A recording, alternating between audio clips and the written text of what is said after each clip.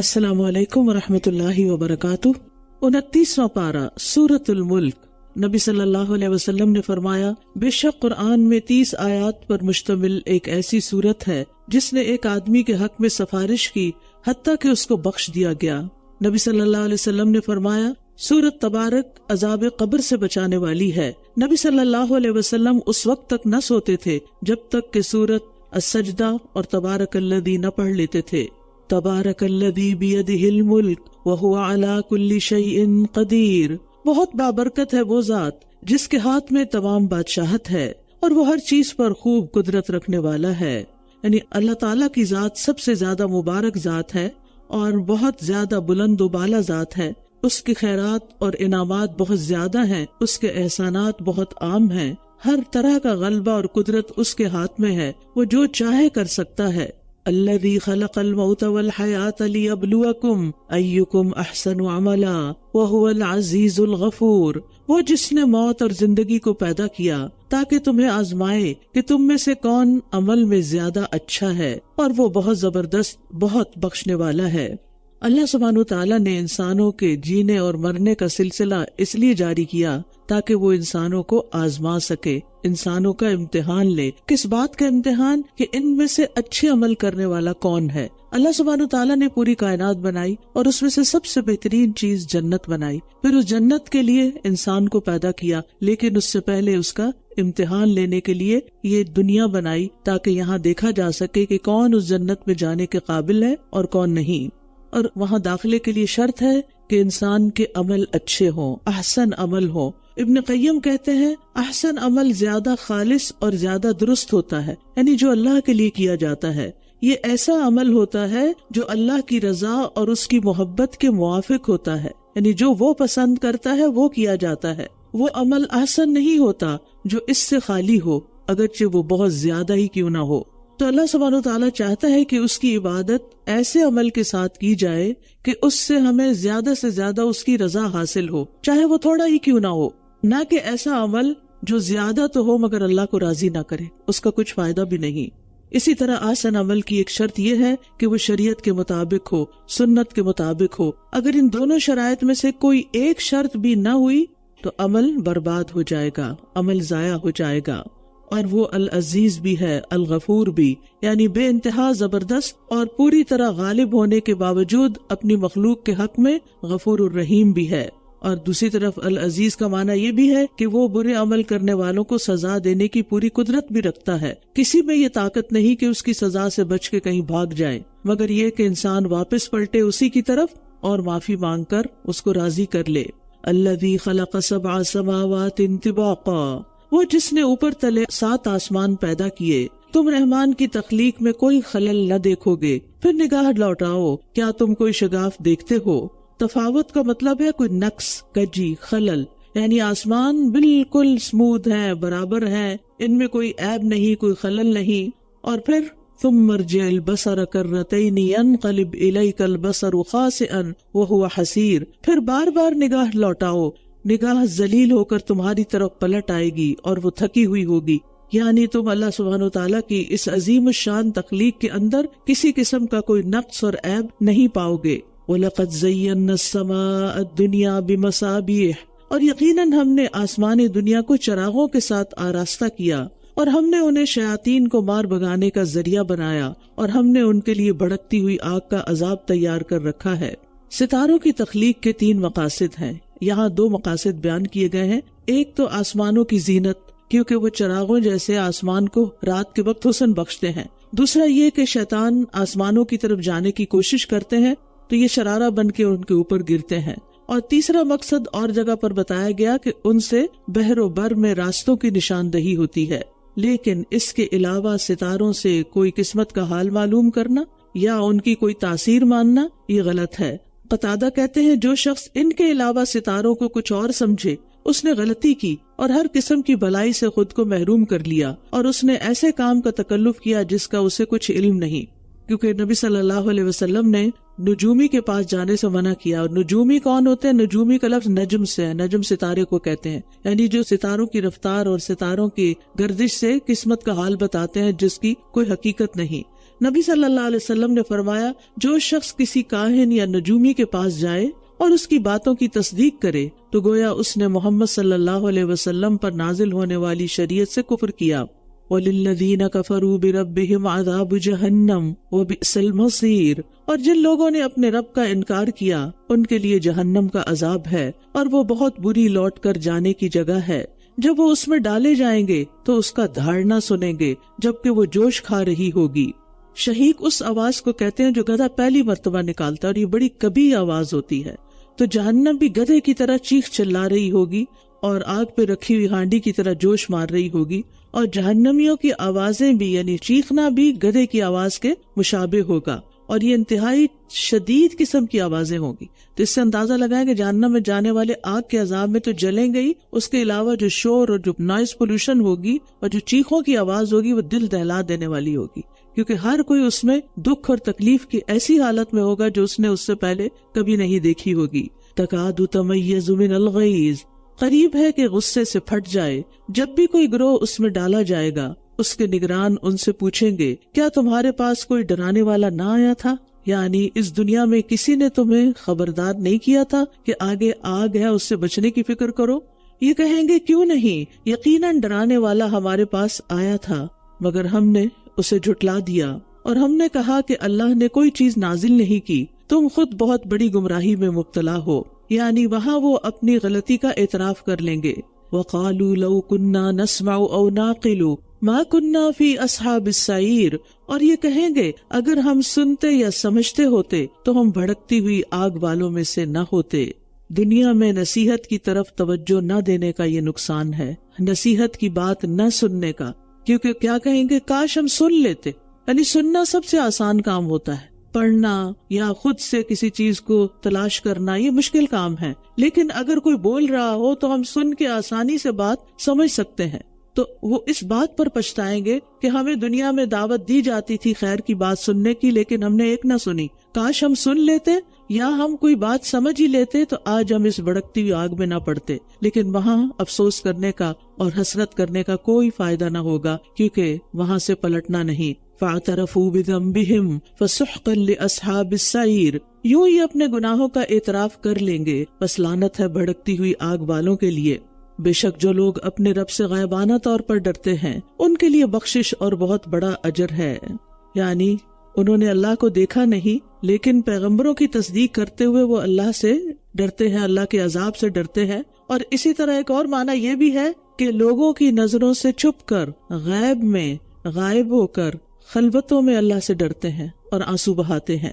تو غائبانہ ڈرنے والوں کے لیے بخشش کا وعدہ ہے۔ وَأَسِرُّوا قَوْلَكُمْ أَوِ اجْهَرُوا بِهِ إِنَّهُ عَلِيمٌ بِذَاتِ الصُّدُورِ، اور تم چپکے سے اپنی بات کرو یا بلند آواز سے، بے شک وہ تو سینوں کے بھید خوب جاننے والا ہے۔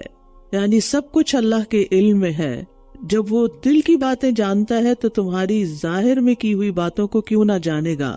أَلَا يَعْلَمُ مَنْ خَلَقَ وَهُوَ اللَّطِيفُ الْخَبِيرُ، کیا وہ نہیں جانتا جس نے پیدا کیا اور وہ بہت باریک بین خوب باخبر ہے؟ یعنی وہ ہر چیز کے بارے میں خوب خبر رکھتا ہے، تو تمہارے بارے میں وہ کیسے خبر نہیں رکھتا؟ وہی ہے جس نے زمین کو تمہارے لیے مطیع کر دیا تاکہ تم اس کے اطراف میں چلو اور اس کے رزق میں سے کھاؤ، اور اسی کی طرف دوبارہ جی اٹھنا ہے۔ یعنی اللہ نے زمین کو تمہارے لیے نرم اور آسان کر دیا، سخت نہیں بنایا کہ تم اس پر چل پھر سکتے ہو، اپنے کام کاج کر سکتے ہو، فصلیں اگا سکتے ہو۔ اگر یہ ساری زمین پتھر کی طرح ہوتی تو ہم یہاں کیا کر سکتے تھے؟ زندگی کتنی مشکل ہوتی۔ أَأَمِنْتُمْ مَنْ فِي السَّمَاءِ أَن يَخْسِفَ بِكُمُ الْأَرْضَ فَإِذَا هِيَ تَمُورُ، کیا تم اس سے بے خوف ہو گئے ہو کہ جو آسمان میں ہے وہ تمہیں زمین میں دھسا دے تو اچانک وہ لرزنے لگے؟ یعنی کافروں کے لیے ڈراوا ہے کہ اللہ سبحانہ وتعالیٰ کسی وقت بھی تمہیں عذاب سے دوچار کر سکتا ہے، صرف زمین جو انتہائی پرسکون ہے اسی کو جنبش میں لا کر۔ یا تم اس سے بے خوف ہو گئے کہ جو آسمان میں ہے وہ تم پر پتھروں والی آندھی بھیج دے، بس ان قریب تم جان لو گے کہ میرا ڈرانا کیسا ہے۔ یعنی زمین سے عذاب آ سکتا ہے یا آسمان سے آ سکتا ہے، اللہ کے لیے کہیں سے بھی بھیجنا کچھ مشکل نہیں۔ اور یقیناً ان لوگوں نے بھی جھٹلایا جو ان سے پہلے تھے، تو کیسا تھا میرا عذاب، یعنی دنیا میں ہی انہیں پتھروں کی بارش برسا کے، جیسے قوم لوط ہے یا اصحاب الفیل ہیں، ان کو ہلاک کر دیا گیا۔ اولم یروا الی الطیر، کیا بھلا یہ اپنے اوپر پرندوں کو نہیں دیکھتے کہ وہ پر پھیلاتے ہیں اور سمیٹ لیتے ہیں، اور انہیں رحمان ہی نے تھاما ہوا ہے، بے شک وہ ہر چیز کو خوب دیکھنے والا ہے۔ یعنی پرندوں کو پرواز کے دوران اللہ ہی تھامتا ہے اور زمین پہ گرنے نہیں دیتا، یہ اللہ کی قدرت کا ایک نمونہ ہے۔ یا وہ کون سا تمہارا ایسا لشکر ہے جو رحمان کے سوا تمہاری مدد کرے گا؟ کافر تو محض دھوکے میں ہیں۔ یا وہ کون ہے جو تمہیں رزق دے گا اگر وہ اپنا رزق روک لے؟ بلکہ یہ لوگ سرکشی اور بدکنے پر اڑے ہوئے ہیں۔ یعنی اگر اللہ تعالیٰ بارش نہ برسائے یا زمین کو پیداوار سے روک دے یا تیار شدہ فصلوں کو تباہ کر دے تو پھر تم کہاں سے خوراک حاصل کرو گے؟ افمن یمشی مکبا علی وجہہ اہدی ام من یمشی سویا علی صراط مستقیم، کیا بھلا وہ جو اپنے چہرے کے بل اوندھا چلتا ہے زیادہ ہدایت یافتہ ہے، یا وہ جو سیدھا ہو کر درست راستے پر چل رہا ہے؟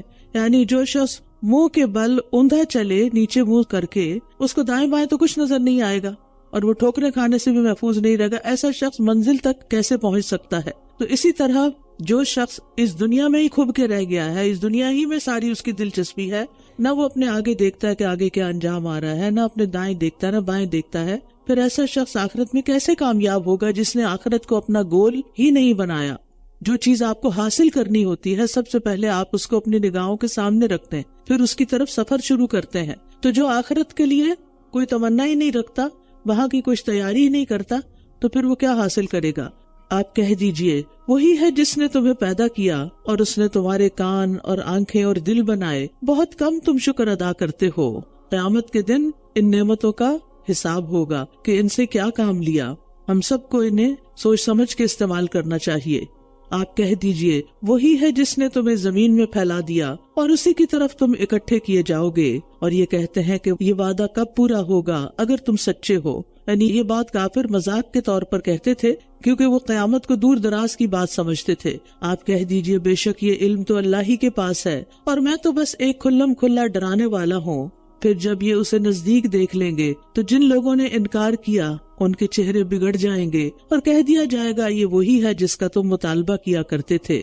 یعنی قیامت کے دن دہشت کے مارے اور ذلت کے مارے ان کے چہروں پہ ہوائیاں اڑ رہی ہوں گی اور ان کے چہرے سیاہ ہوں گے اور انہیں پتہ چل جائے گا کہ اللہ کا عذاب کیسا ہوتا ہے۔ آپ کہہ دیجئے کیا غور کیا تم نے کہ اگر اللہ مجھے اور ان کو جو میرے ساتھ ہیں ہلاک کر دے یا ہم پر رحم کر دے تو کافروں کو دردناک عذاب سے کون پناہ دے گا؟ یعنی تم اس بات کی تمنا رکھتے ہو کہ ہم کہیں تمہاری نظروں سے اوجھل ہو جائیں، ختم ہو جائیں، ہم ختم ہو بھی جائیں تو تمہیں کون بچائے گا؟ یعنی ہمارے دنیا میں نہ ہونے سے تم تو عذاب سے نہیں بچ سکتے، یا نصیحت نہ کرنے سے تمہاری چھوٹ تو نہیں ہو جائے گی۔ آپ دیکھیے کہ عام طور پر لوگوں کا حال یہ ہوتا ہے کہ جو کوئی نصیحت کرے نا ان کو یا سمجھائے تو کیا ان کے اندر ہوتا ہے کہ یہ مجھے نظر نہ آئے۔ یعنی نصیحت کرنے والوں سے لوگ بھاگتے ہیں کہ یہ ہماری زندگی سے نکل جائے۔ ماں باپ سے بھی بچے اسی لیے بھاگتے ہیں نا کہ یہ نہ ہمیں نظر آئے کیونکہ یہ ہمیں سمجھائیں گے۔ تو بات یہ ہے کہ سمجھانے والا اگر نہ بھی سمجھائے تو جو مصیبت ہے، یہ تکلیف ہے، وہ تو نہیں ٹل سکتی نا، وہ تو سامنے آئے گی۔ اپنے ہاتھوں کا کیا تو سامنے آ کر رہے گا۔ تو اس لیے خیر خواہ کو omit کرنے سے، اس کو اپنی زندگی سے نکالنے سے مسائل حل نہیں ہوا کرتے۔ آپ کہہ دیجئے وہی رحمان ہے، ہم اس پر ایمان لا چکے اور اسی پر ہم نے توکل کیا، بس ان قریب تم جان لوگے کہ وہ کون ہے جو کھلی گمراہی میں ہے۔ آپ کہہ دیجئے کیا غور کیا تم نے اگر تمہارا پانی گہرا چلا جائے تو کون ہے جو تمہارے پاس بہتا ہوا پانی لے آئے؟ یعنی پانی خشک ہو جائے یا اتنا اندر اتر جائے زمین کے کہ وہاں سے پانی نکالنا ناممکن ہو جائے تو پھر تمہیں پینے کے لیے، استعمال کے لیے کون پانی لا کر دے گا؟ تمہاری ساری مشینری ناکام ہو جائے گی صرف ایک پانی لانے میں۔ تم پانی پر تو زندگی کی بنیاد ہے، پھر باقی چیزیں کہاں سے آئیں گی؟ یعنی اللہ سبحانہ وتعالیٰ کی قدرتوں کا بیان ہے اس سورت میں۔ سورۃ القلم، بسم اللہ الرحمن الرحیم، نون والقلم وما یسطرون۔ نون، قسم ہے قلم کی اور اس کی جو وہ لکھ رہے ہیں۔ قلم کی اہمیت اس بات سے پتہ چلتی ہے کہ اللہ سبحانہ وتعالیٰ نے اس کی قسم کھائی ہے، کیونکہ قلم کے ذریعے اللہ نے لکھنا سکھایا، انسان کو علم دیا۔ اور بعض کہتے ہیں کہ اس سے مراد وہ خاص قلم ہے جسے اللہ نے سب سے پہلے پیدا کیا اور اس سے تقدیر کو لکھنے کا حکم دیا، چنانچہ اس نے ابد تک ہونے والی ساری چیزیں لکھ دی۔ قلم کا شرف اس لیے بھی ہے کہ اس کے ساتھ قرآن کو لکھا جاتا ہے، اس کے ساتھ بہترین علوم لکھے جاتے ہیں، اس کے ساتھ مختلف علوم جو انسانوں کو فائدہ دینے والے ہیں وہ محفوظ کیے جاتے ہیں۔ تو اللہ سبحانہ وتعالیٰ نے 4 چیزوں کو اپنے ہاتھ سے پیدا کیا تھا، عرش، قلم، آدم اور جنت عدن، پھر باقی مخلوق کو کن سے پیدا کیا۔ تو اللہ تعالیٰ قلم کی قسم کھا کر فرما رہے ہیں، آپ اپنے رب کے فضل سے ہرگز مجنون نہیں، یعنی دنیا بھر کے علوم اس بات کی گواہی دیں گے کہ آپ صلی اللہ علیہ وسلم پر جنون نہیں تھا، اور بے شک آپ کے لیے یقیناً ختم نہ ہونے والا اجر ہے، یعنی جس طرح کی آپ محنت کر رہے ہیں، عبادت کر رہے ہیں، لوگوں کی خیرخواہی کر رہے ہیں، اور بے شک آپ بلند ترین اخلاق پر ہیں۔ اور حقیقت یہ ہے کہ دین کا کام اور دین کو صحیح فائدہ وہی لوگ پہنچا سکتے ہیں جو اخلاق کے اعلیٰ مرتبے پر فائز ہوں، کیونکہ دین اخلاق سے پھیلتا ہے۔ جن لوگوں کا اخلاق اچھا نہیں ہوتا وہ کام خراب کر دیتے ہیں، وہ دین کو فائدے کی بجائے نقصان دیتے ہیں۔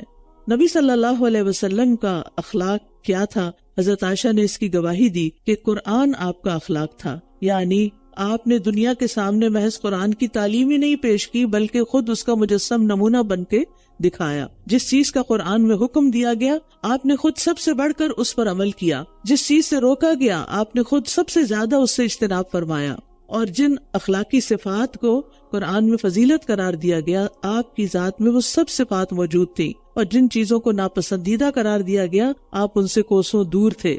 آپ کے اخلاق کی ایک مثال ملتی ہے، حضرت عائشہ فرماتی ہیں آپ نے کبھی کسی خادم کو نہیں مارا، کبھی کسی عورت پر ہاتھ نہیں اٹھایا، جہاد فی سبیل اللہ کے سوا آپ نے اپنے ہاتھ سے کسی کو نہیں مارا، اپنی ذات کے لیے کبھی کسی ایسی تکلیف کا انتقام نہیں لیا جو آپ کو پہنچائی گئی ہو، اللہ یہ کہ اللہ کی حرمتوں کو توڑا گیا ہو اور آپ نے اللہ کی خاطر اس کا بدلہ لیا ہو۔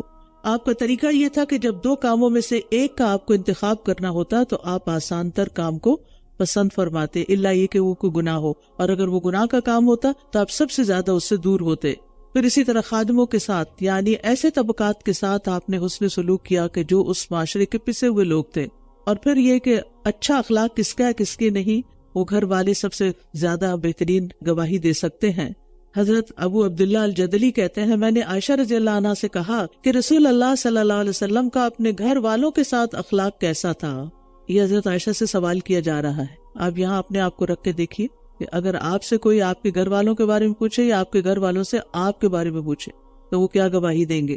حضرت عائشہ کہتی ہیں وہ تمام لوگوں میں سب سے زیادہ اچھے اخلاق والے تھے، آپ کوئی بےہودہ کام یا فحش گفتگو کرنے والے نہ تھے، اور نہ ہی بازاروں میں شور کرنے والے تھے، اور نہ برائی کا بدلہ برائی سے دیتے تھے بلکہ معاف کر دیتے اور درگزر فرماتے تھے۔ تو ایسا شخص جس کے یہ اخلاق ہوں وہ مجنون تو نہیں ہو سکتا نا، کہ جو اللہ کے کام کے لیے بے پناہ تھکے اور لوگوں کے ساتھ حسن سلوک سے پیش آئے اور ہر ایک کو اس کا حق دے۔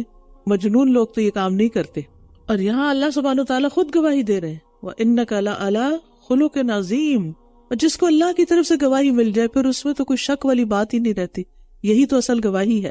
فَسَتُبْصِرُ وَيُبْصِرُونَ، پس ان قریب آپ بھی دیکھیں گے اور یہ بھی دیکھ لیں گے کہ تم میں سے کون فتنے میں پڑا ہوا ہے، بے شک آپ کا رب خوب جانتا ہے اس کو جو اس کے راستے سے بھٹک گیا، اور وہ ہدایت پانے والوں کو بھی خوب جانتا ہے۔ بس آپ ان جھٹلانے والوں کی بات نہ مانیے، یہ چاہتے ہیں کاش آپ ڈھیلے پڑے تو یہ بھی ڈھیلے پڑ جائیں، اور آپ کسی ایسے شخص کی بات نہ مانیے جو بہت قسمیں کھانے والا نہایت حقیر ہے۔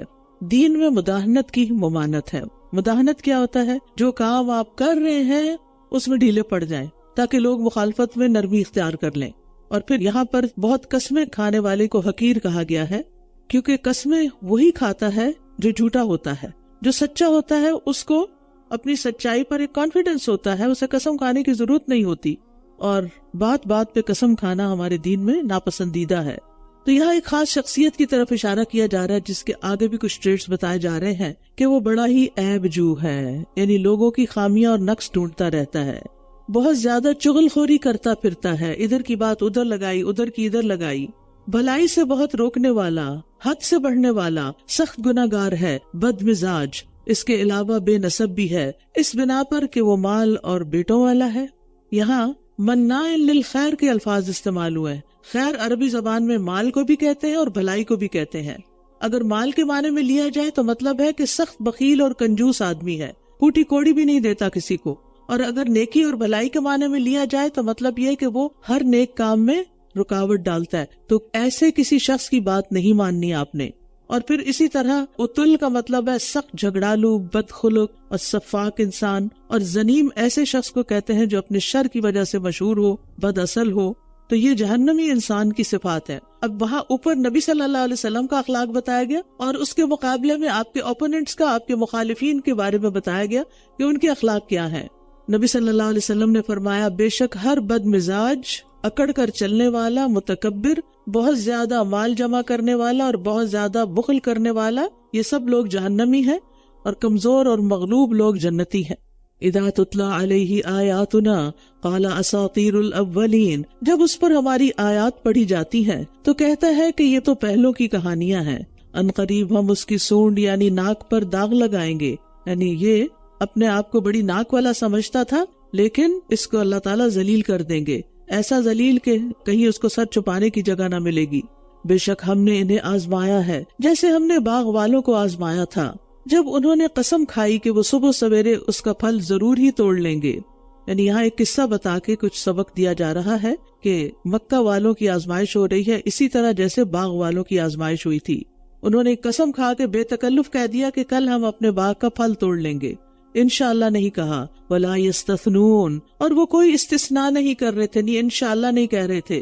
بس اس باغ پر آپ کے رب کی طرف سے ایک پھرنے والا پھر گیا، یعنی عذاب، جبکہ وہ سو رہے تھے تو صبح کو وہ جڑ کٹی کھیتی کی مانند ہو گیا۔ پھر وہ صبح سویرے ہی ایک دوسرے کو پکارنے لگے، اگر تم پھل توڑنے والے ہو تو صبح سویرے ہی اپنے کھیت پر پہنچو۔ تو وہ چل دیے، اور وہ چپ کے آپس میں باتیں کر رہے تھے، کیا کہ آج تمہارے پاس اس باغ میں ہرگز کوئی مسکین داخل نہ ہونے پائے۔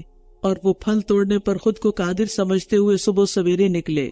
پس جب انہوں نے اسے دیکھا تو کہنے لگے، ہم یقیناً راستہ بھول گئے ہیں، نہیں بلکہ ہم تو محروم کر دیے گئے ہیں، کیونکہ انہوں نے کیا نیت اور ارادہ کیا تھا کہ ہم کسی مسکین کو کچھ نہیں دیں گے۔ مناع للخیر، یہ اس کی عملی مثال ہے۔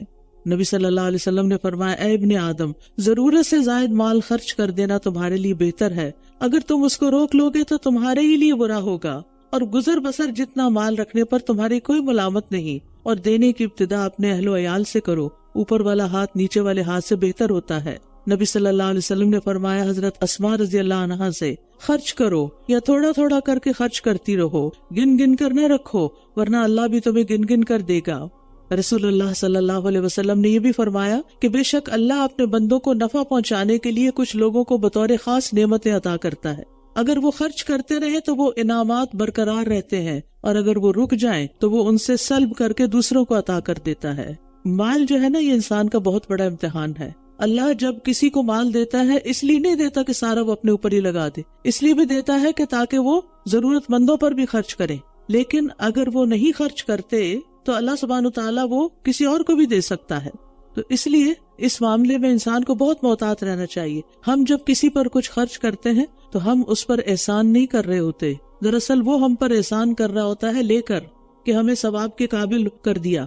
اور اگر انسان دے کر احسان جتاتا ہے تو وہ اپنے کیے کرائے پہ پانی پھیر لیتا ہے۔ اور احسان جتانے کی قسمیں کیا ہو سکتی ہیں؟ ایک تو یہ کہ کب تک تم پہ خرچ کروں، کتنا دوں تمہیں، یا پھر یہ کہ اب تو بہت مہنگائی ہو گئی ہے، اب تو بہت لوگوں کو مشکلات ہو گئی ہیں، اب تو لوگوں کے پاس اپنا نہیں پورا پڑتا، تم پہ کیسے خرچ کیا جائے۔ یعنی کسی بھی طرح کی بات ایسی کہ جس سے دوسرا دکھی ہو جائے، یہ احسان جتانے میں آتا ہے۔ لا تبطلوا صدقاتکم بالمن والاذی، بعض لوگ آپ کے منہ پہ باتیں نہیں کرتے لیکن پیچھے سے باتیں کرتے ہیں، دوسروں کے سامنے آپ کی شہرت خراب کرتے ہیں۔ تو ایسی تمام باتیں انسان کو سوچ سمجھ کے کرنی چاہیے، ورنہ قیامت کے دن سب کچھ صاف ہو چکا ہوگا۔ فَلَمَّا رَأَوْهَا قَالُوا إِنَّا لَضَالُّونَ بَلْ نَحْنُ مَحْرُومُونَ، پس جب انہوں نے اسے دیکھا تو کہنے لگے، ہم یقیناً راستہ بھول گئے ہیں، نہیں بلکہ ہم تو محروم کر دیے گئے ہیں۔ یعنی اپنے باغ کی حالت دیکھ کے انہیں یقین نہ آیا کہ یہ انہی کا باغ ہے، کہنے لگے شاید ہم راستہ بھول گئے۔ ان میں سے درمیانے نے کہا، بہتر نے کہا، کیا میں نے تمہیں کہا نہ تھا کہ تم تسبیح کیوں نہیں کرتے؟ وہ کہنے لگے، پاک ہے ہمارا رب، بے شک ہم ہی ظالم تھے۔ اب انہیں احساس ہوا، یعنی ان میں سے ایک بھائی ایسا تھا کہ جس کے اندر کچھ خدا خوفی تھی، تو اس نے جب وہ ایسی باتیں کر رہے تھے تو ان کو سمجھایا، جو نے کہا نا کہ کل ضرور اپنا پھل توڑ لیں گے، تو کہا انشاءاللہ کیوں نہیں کہتے۔ یعنی بعض اوقات آپ کسی کو کہیں نا انشاءاللہ کہو تو بھی وہ سنی انسنی کر دیتا ہے، کہ یہ کیا نصیحت ہو رہی کہ انشاءاللہ کہو.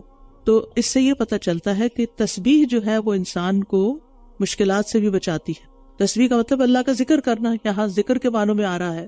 یعنی جب وہ کچھ مسکینوں کو کچھ نہ دینے کا فیصلہ کر رہے تھے، اس وقت بھی اس نے انہیں نصیحت کی کہ اللہ کو یاد رکھو اور اس بری نیت سے باز آ جاؤ، مگر وہ اپنی بات پہ جمے رہے کہ نہیں، ہم نے مسکینوں کو کچھ نہیں دینا. اب دیکھیں کہ ان کی یہ پکڑ کیوں آئی، ان کا یہ باغ سارا تباہ کیوں ہوا؟ ان کی سوچ کی وجہ سے، ان کی غلط نیت کی وجہ سے، ان کے دل کے خیالات کی وجہ سے، اور ان کی اس پلاننگ کی وجہ سے کہ ہم راتوں رات پھل جا کے توڑتے ہیں تاکہ دن کو توڑیں گے تو مسکین آ جائیں گے تو انہیں نہ دینا پڑے. یعنی کچھ لوگ ایسے بھی بخیل ہوتے ہیں جن کو اللہ نے بہت کچھ دیا ہوتا ہے، لیکن ان کو یہ حوصلہ نہیں ملا ہوتا کہ وہ کسی اور پر خرچ کر سکیں، اور اگر کبھی پھوٹی کوڑی کر ہی دیں تو اس کو مینشن کیے بغیر نہیں رہتے. نبی صلی اللہ علیہ وسلم نے فرمایا، انسان میں سب سے بدترین چیز بے صبر پن کے ساتھ بخل اور حد سے زیادہ بزدل ہونا ہے.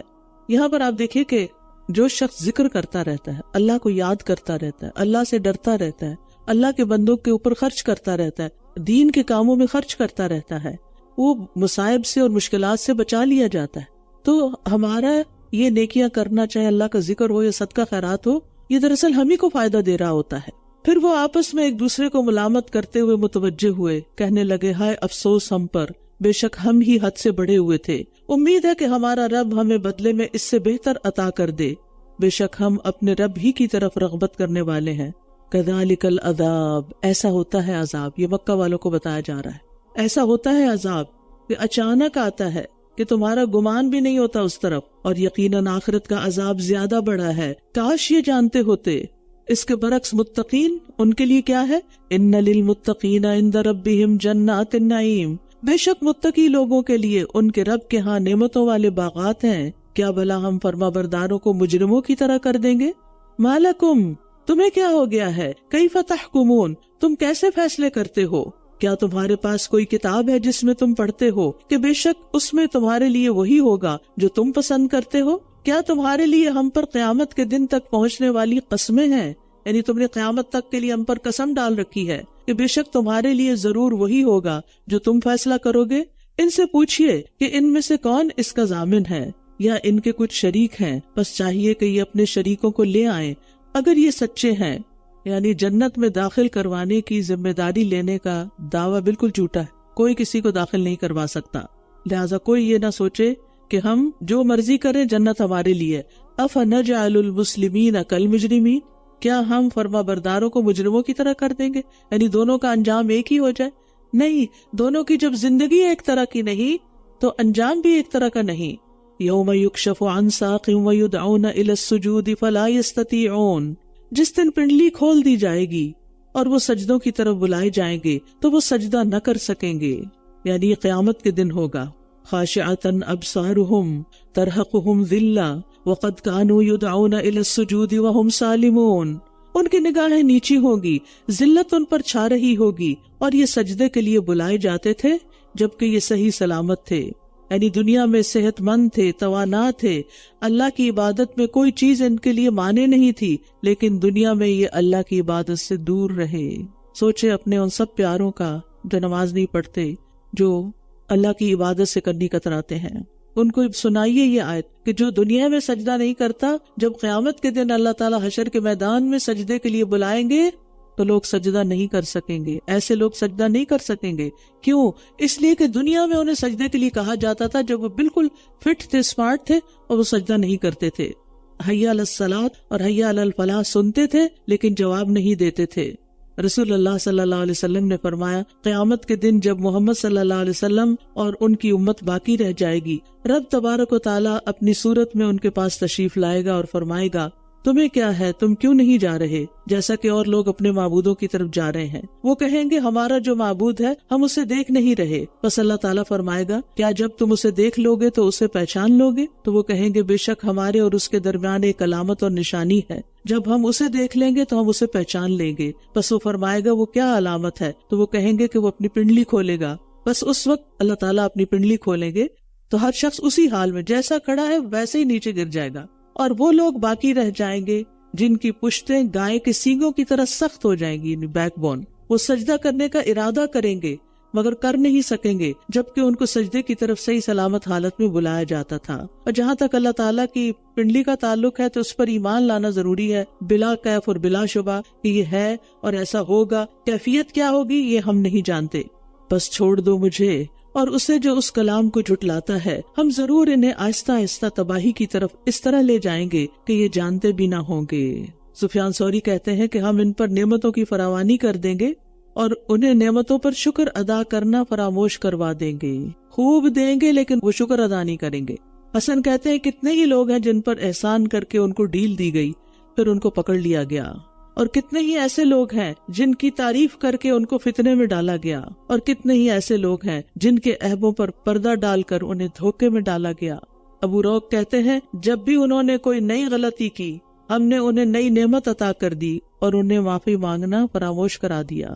یعنی ہر گناہ کے بدلے اور دنیا کی نعمت اور نعمت اور نعمت۔ تو یہ ہے استدراج، آہستہ آہستہ انسان پھر اپنی عذاب کی طرف چلتا چلا جائے، نعمتیں پا کے بھول جائے، دھوکے میں آ جائے، مجھے سب کچھ ملا ہوا ہے، اللہ مجھ سے راضی ہے اور میں انہیں مہلت دے رہا ہوں، بے شک میری تدبیر نہایت مضبوط ہے۔ کیا آپ ان سے کسی اجرت کا سوال کرتے ہیں تو یہ تاوان سے دبے جا رہے ہیں؟ کیا ان کے پاس کوئی علم غیب ہے جسے یہ لکھ رہے ہیں؟ بس آپ اپنے رب کے حکم کا انتظار کیجئے اور مچھلی والے کی طرح نہ ہو جب اس نے اللہ کو پکارا اس حال میں کہ وہ غم سے بھرا ہوا تھا۔ یونس علیہ السلام کی طرف اشارہ ہے۔ اگر یہ کہ اس سے اس کے رب کی طرف سے ایک نعمت نے نہ پا لیا ہوتا تو وہ مذمت زدہ حالت میں چٹیل میدان میں ضرور پھینک دیا جاتا۔ پھر اس کے رب نے اسے چن لیا، بس اسے صالح لوگوں میں شامل کر دیا، اور بے شک قریب ہے کہ وہ لوگ جنہوں نے کفر کیا ضرور آپ کو اپنی نگاہوں سے پھسلا دیں جب یہ ذکر قرآن کو سنتے ہیں اور کہتے ہیں یقیناً یہ تو مجنون ہے۔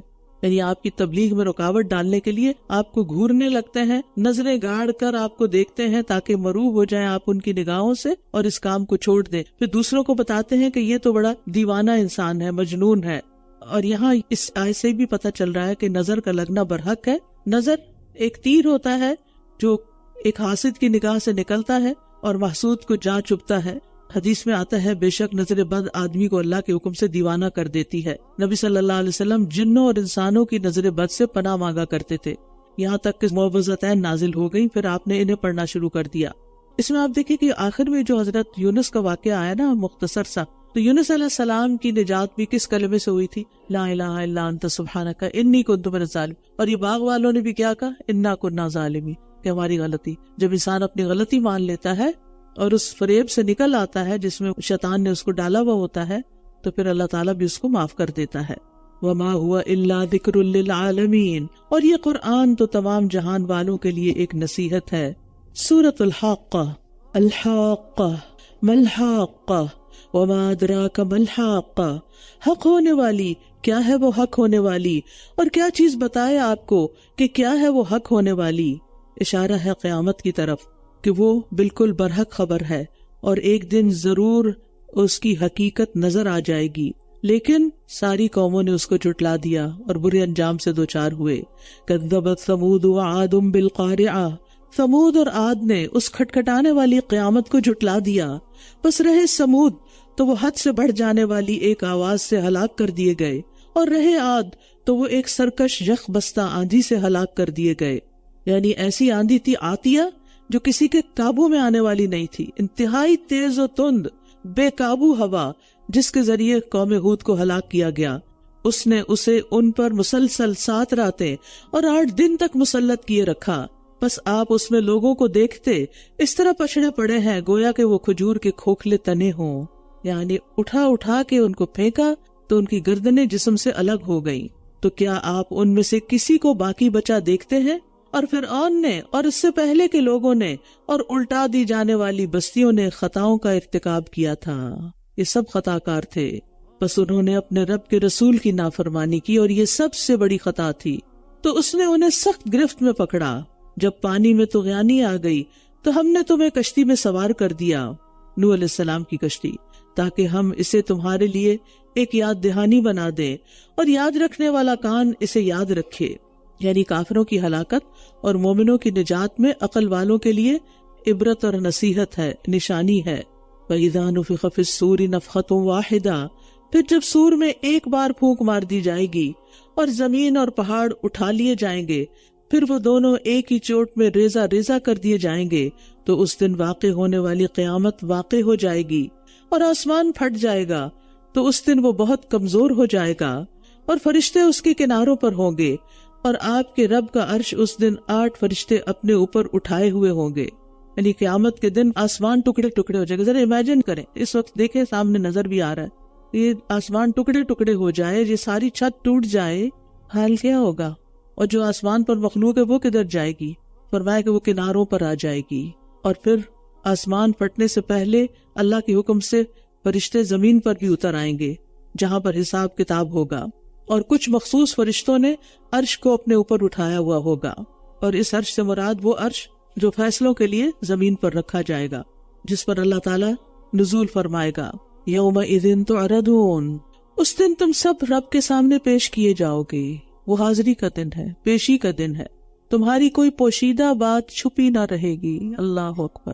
کتنے ہی خیالات، کتنی ہی باتیں ہم اپنے دل میں چھپائے رکھتے ہیں، اور کبھی کبھی تو زبان پہ لے آتے ہیں لیکن اکثر نہیں بھی لاتے، لیکن وہاں کوئی چیز بھی، کوئی عمل جو چھپ کر کیا ہوگا وہ چھپ نہ سکے گا۔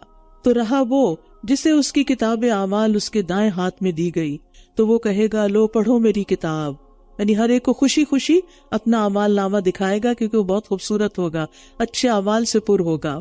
انی ظننت انی ملاق حسابیہ، مجھے یقین تھا کہ یقیناً میں اپنے حساب سے ملاقات کرنے والا ہوں۔ یعنی عقل مند انسان جو ہوتا ہے وہ یوم الحساب سے بے خوف نہیں رہتا، وہ اپنے اندر بہت سی کوتاہیاں محسوس کرتا ہے، اور یہ کوتاہی اور پھر آخرت کی فکر اسے نیک عمل کرنے پہ مجبور کرتی رہتی ہے۔ فَهُوَ فِي عِيشَةٍ رَاضِيَةٍ، پس وہ ایک دل پسند زندگی میں ہوگا، فی جنت عالیہ، بلند و بالا جنت میں ہوگا، اس کے پھل جھکے ہوئے ہوں گے، مزے سے کھاؤ اور پیو ان اعمال کے بدلے جو تم نے گزشتہ دنوں میں کیے، یعنی دنیا میں جو کام کر کے آئے ہو آج اس کے بدلے میں تمہیں یہ آرام مل رہا ہے۔ اور رہا وہ جسے اس کی کتاب اعمال اس کے بائیں ہاتھ میں دی گئی، تو وہ کہے گا اے کاش میں اپنی کتاب دیا ہی نہ جاتا، اور میں نہ جانتا کہ میرا حساب کیا ہے، اے کاش کہ وہ موت فیصلہ کن ہوتی۔ ما اغنا انی مالیہ ہلک انی سلطانیہ، میرا مال میرے کچھ کام نہ آیا، وہ مال جس میں میں بخل کرتا تھا اور سید کے رکھتا تھا آج وہ میرے کام نہیں آیا۔ اگر اس کو میں اللہ کی راہ میں دے دیتا تو آج مجھے فائدہ پہنچتا۔ کچھ مال ہم خرچ کرتے ہیں دنیا کے فائدوں کے لیے، تو کچھ خرچ کیا کرے آخرت کے فائدوں کے لیے، خالصتاً اللہ کے لیے، بغیر اذیت دیے اور بغیر احسان جتائے۔ یعنی قیامت کے دن کوئی کسی کی سزا میں حصہ دار نہیں ہوگا، جاہو مرتبہ کام نہیں آئے گا، مال کام نہیں آئے گا۔ پوری دنیا بھی فدیے کے طور پر دے کر کوئی عذاب سے بچنا چاہے گا تو بچ نہیں سکے گا، پوری دنیا کا سونا یا زمین بھر سونا۔ خذوہ فغلوہ، حکم ہوگا اسے پکڑ لو، پھر اسے طوق پہنا دو، یعنی اس کی گردن اکڑا دو، پھر اسے جہنم میں جھونک دو، پھر اسے ایک ایسی زنجیر میں جکڑ دو جس کی پیمائش 70 گز ہے، یعنی 70 میٹر کہہ لیں، گز کتنا ہے یہ نہیں معلوم، لیکن اتنی بڑی زنجیر میں اس کو پوری طرح جکڑ دو کہ وہ ہل نہ سکے۔ اس کا قصور کیا تھا؟ انہ کان لا یؤمن باللہ العظیم، بے شک یہ بہت عظمت والے اللہ پر ایمان نہیں رکھتا تھا۔ یہ سب سے بڑا جرم تھا اس کا کہ اللہ کو نہیں مانتا تھا۔ دوسرا جرم ولا یحض علی طعام المسکین، اور نہ یہ مسکین کو کھانا کھلانے کی ترغیب دیتا تھا۔ ایسے لوگ کیا کرتے ہیں، اگر کوئی بھی کھلا رہا ہو تو اس کو کہتے ہیں تم کب تک کھلاتے رہو گے، تم کیوں کھلاتے ہو؟ جیسے نبی صلی اللہ علیہ وسلم کے آس پاس جو اصحاب صفہ تھے، یا جو غریب مسلمان آپ کے پاس سب سے پہلے اسلام لے کر آئے تھے، تو جب ان کو کھلانے کے لیے یا کچھ دینے کے لیے کہا جاتا تو کیا کہا جاتا تھا کہ اگر اللہ چاہے گا تو خود ہی کھلا دے گا، ہم انہیں کیوں کھلائیں؟ تو آپ دیکھیے کہ الحمدللہ بہت سے لوگ ایمان کا دعویٰ تو کرتے ہیں، لیکن یہ جو مسکین کو کھانا کھلانے کی ترغیب ہے کہ لوگوں کو کہنا کہ کھلاؤ، یہ ترغیب بھول گئی ہے ہمیں۔ یعنی خود پیٹ بھرے ہوئے تو کسی کی پرواہ نہیں۔ رسول اللہ صلی اللہ علیہ وسلم نے فرمایا وہ مومن نہیں ہوتا جو خود پیٹ بھر کر کھائے اور اس کا ہمسایہ اس کے پہلو میں بھوکا ہو۔ تو گویا یہ شخص نہ اللہ کا حق ادا کرتا تھا اور نہ ہی حقوق العباد پورے کرتا تھا۔ بجید کہتی ہے ایک مرتبہ میں نے عرض کیا اے اللہ کے رسول، اللہ کی قسم بعض اوقات کوئی مسکین میرے دروازے پر آ کھڑا ہوتا ہے اور مجھے شرم آتی ہے کہ میرے پاس گھر میں کچھ بھی نہیں جو میں اسے دے سکوں۔ تو آپ نے فرمایا اس کے ہاتھ پر کچھ نہ کچھ رکھ دیا کرو، اگرچہ وہ جلا ہوا کھوری کیوں نہ ہو، خالی ہاتھ مت بھیجو اس کو۔ اور ہم کیا کہتے ہیں؟ ان کو تو مانگنے کی عادت ہی پڑ گئی، ان کو ڈسکریج کرنا چاہیے۔ ابو درداء رضی اللہ عنہ اپنی بیوی کو مساکین کی وجہ سے زیادہ شوربہ بنانے کی ترغیب دیا کرتے تھے کہ پانی زیادہ ڈال دو اور مساکین کا خیال کرو، اور کہتے تھے ہم نے ایمان لانے کے ساتھ آدھی زنجیر اتار پھینکی، کیا ہم باقی کی آدھی بھی نہ اتار پھینکیں، یعنی مسکین کو کھانا کھلا کے۔ اور یہ بات اس آیت سے وہ لے کر اپنے گھر والوں کو کہتے تھے۔ تو آج یہاں اس کے لیے کوئی گہرا دوست نہیں، جو دنیا میں کسی کا نہیں ہوتا پھر آخرت میں اس کا کون ہوگا؟ اور نہ زخموں کے دوون کے سوا کوئی کھانا ہے جسے صرف خطاکار لوگ ہی کھائیں گے، بس نہیں میں قسم کھاتا ہوں اس کی جو تم دیکھتے ہو اور اس کی بھی جو تم نہیں دیکھتے، بے شک یہ قرآن ایک معزز پیغمبر کا قول ہے۔ یعنی قرآن ویسے تو اللہ کا قول ہے اور مکمل حفاظت کے ساتھ ہم تک پہنچا ہے، تو یہاں محمد صلی اللہ علیہ وسلم کے قول سے مراد تلاوت ہے، یعنی آپ کے ذریعے ہمیں پہنچا ہے، کیونکہ قرآن نہ تو نبی صلی اللہ علیہ وسلم کا قول ہے نہ جبریل کا قول ہے، بلکہ اللہ کا قول ہے جو اس نے فرشتے کے ذریعے پیغمبر پر نازل کیا، پھر ان کے ذریعے ہم تک پہنچا۔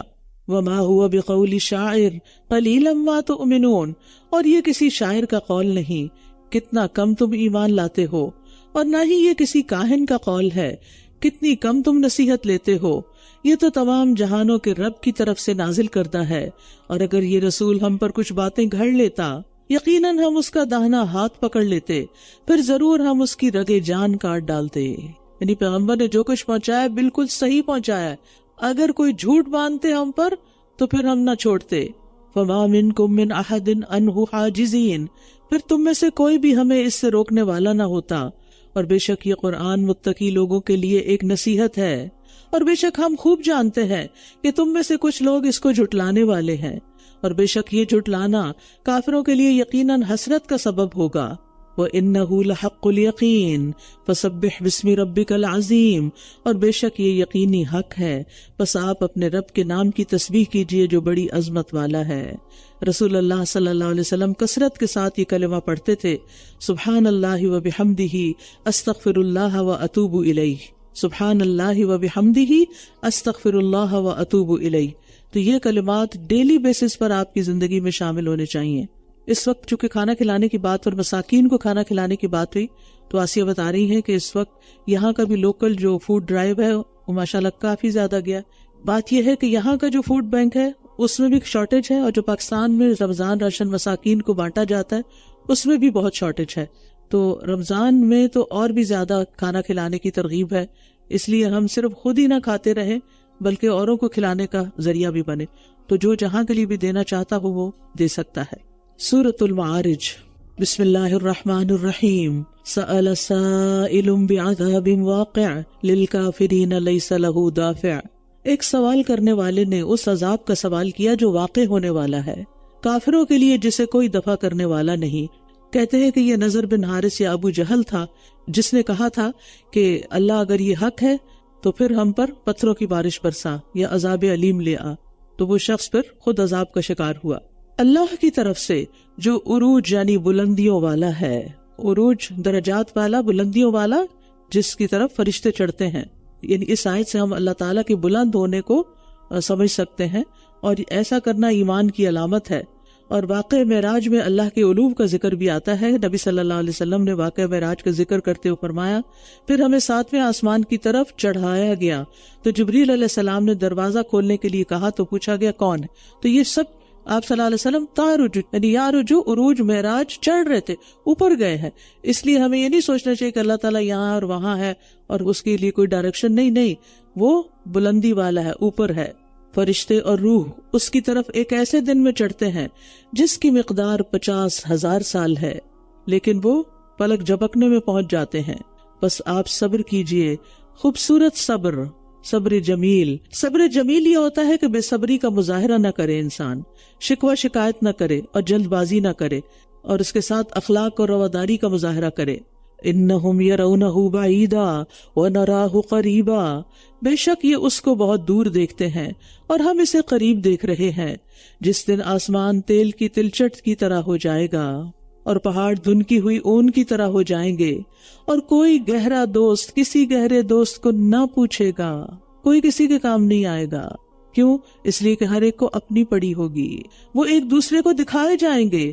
مجرم اس دن کے عذاب سے بچنے کے لیے چاہے گا کاش وہ اپنے بیٹوں کو فدیے میں دے دے، جن کی خاطر دنیا میں ہر اچھا برا کام کیا جاتا ہے، کل انہی کو بھیٹ چڑھانا چاہے گا، لیکن سب کو اپنی اپنی پڑی ہوگی۔ وصاحبتہ وأخیہ، اور اپنی بیوی کو اور اپنے بھائی کو اور اپنے کنبے کو جو اسے پناہ دیتا تھا، اور جو بھی زمین میں سب کے سب کو، تاکہ وہ اسے نجات دلا دے۔ یعنی اللہ سب کو پکڑ لے، ان کے بدلے مجھے چھوڑ دے۔ کون کس کا بدلہ ہو سکتا ہے؟ یعنی دنیا میں جن چیزوں سے انسان شدید محبت کرتا ہے، قیامت کے دن ان کو بھی دینا چاہے گا تاکہ وہ عذاب سے بچ سکے۔ اللہ تعالیٰ نے پہلے بیٹوں سے ذکر کیا، کیونکہ بیٹے انسان کی کمزوری ہوتے ہیں۔ سب سے زیادہ انسان محبت بچوں سے کرتا ہے، اور بچوں میں سے بھی بیٹوں سے، پھر بیوی سے، پھر بھائی سے، یعنی اپنے بہن بھائیوں سے۔ یہاں ماں اور باپ کا ذکر نہیں ہے، کیوں؟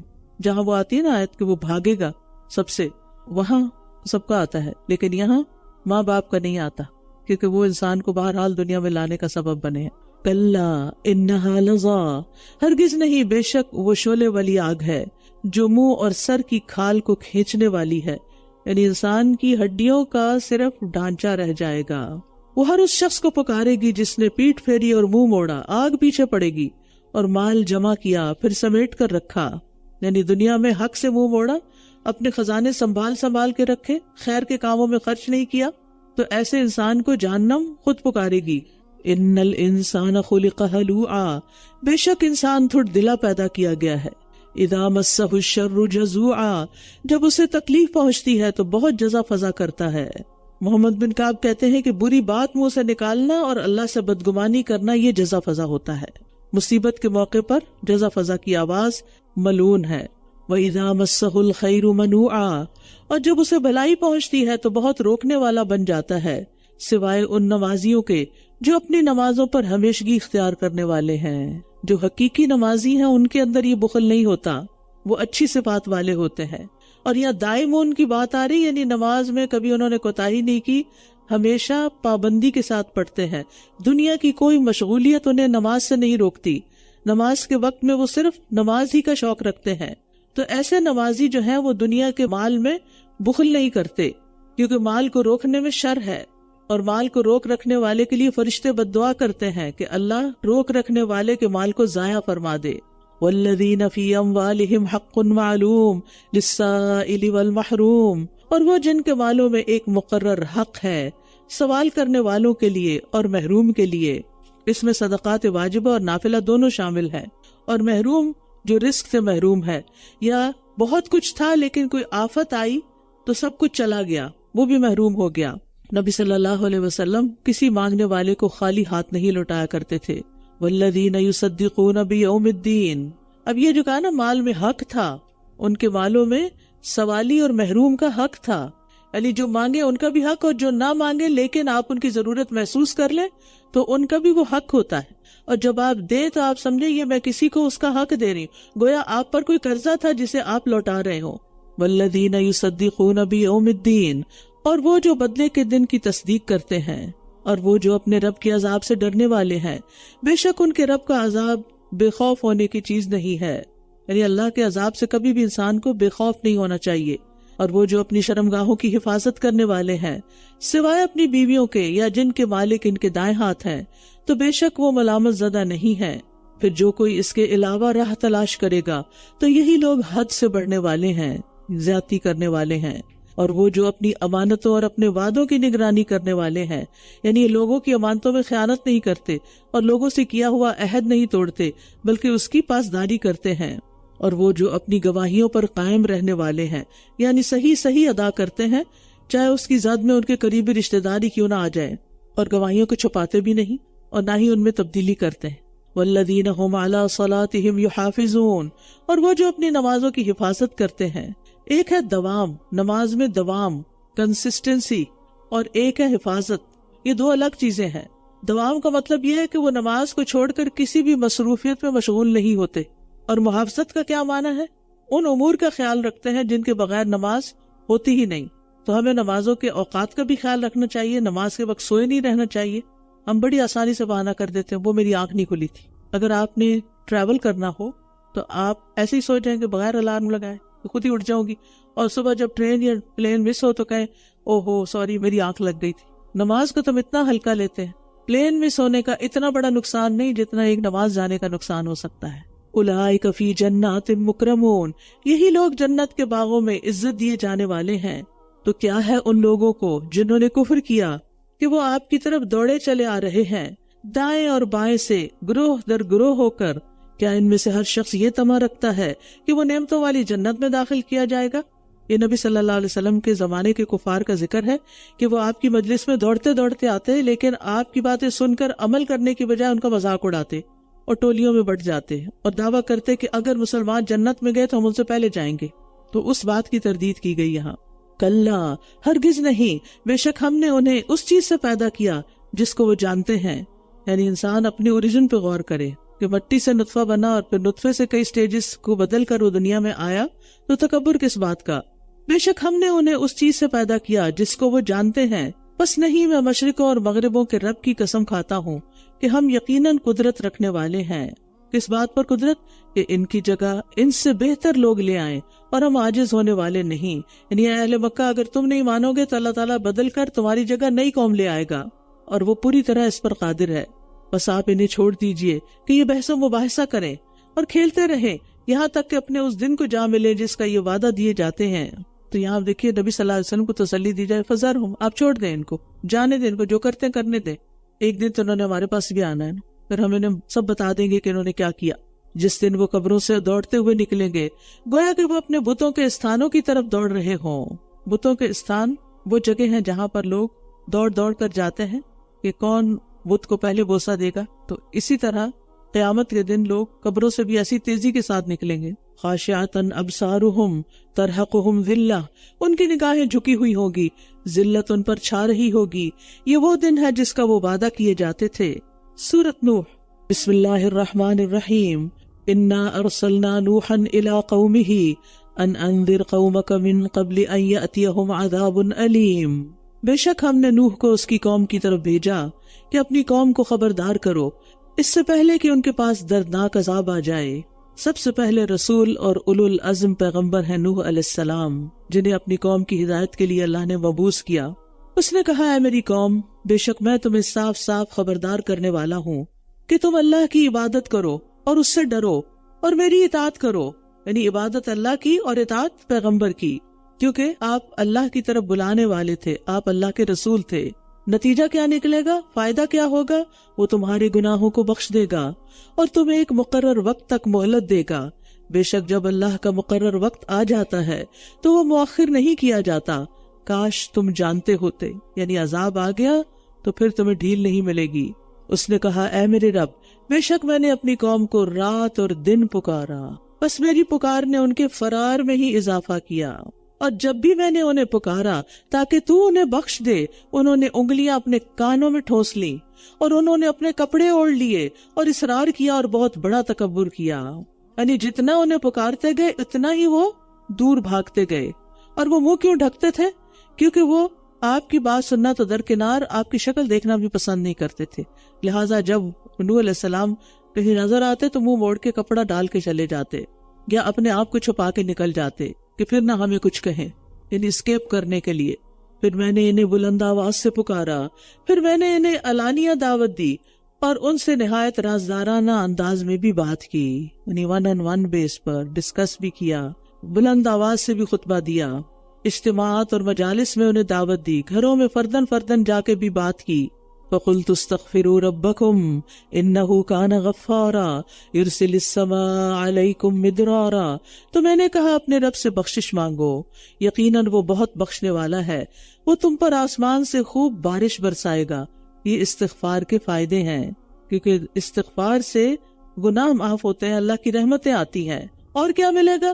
وَيُمْدِدْكُمْ بِأَمْوَالٍ وَبَنِينَ وَيَجْعَلْ لَكُمْ جَنَّاتٍ وَيَجْعَلْ لَكُمْ أَنْهَارًا، اور وہ مال اور بیٹوں کے ساتھ تمہاری مدد کرے گا اور تمہیں باغات سے نوازے گا اور تمہارے لیے نہریں جاری کر دے گا۔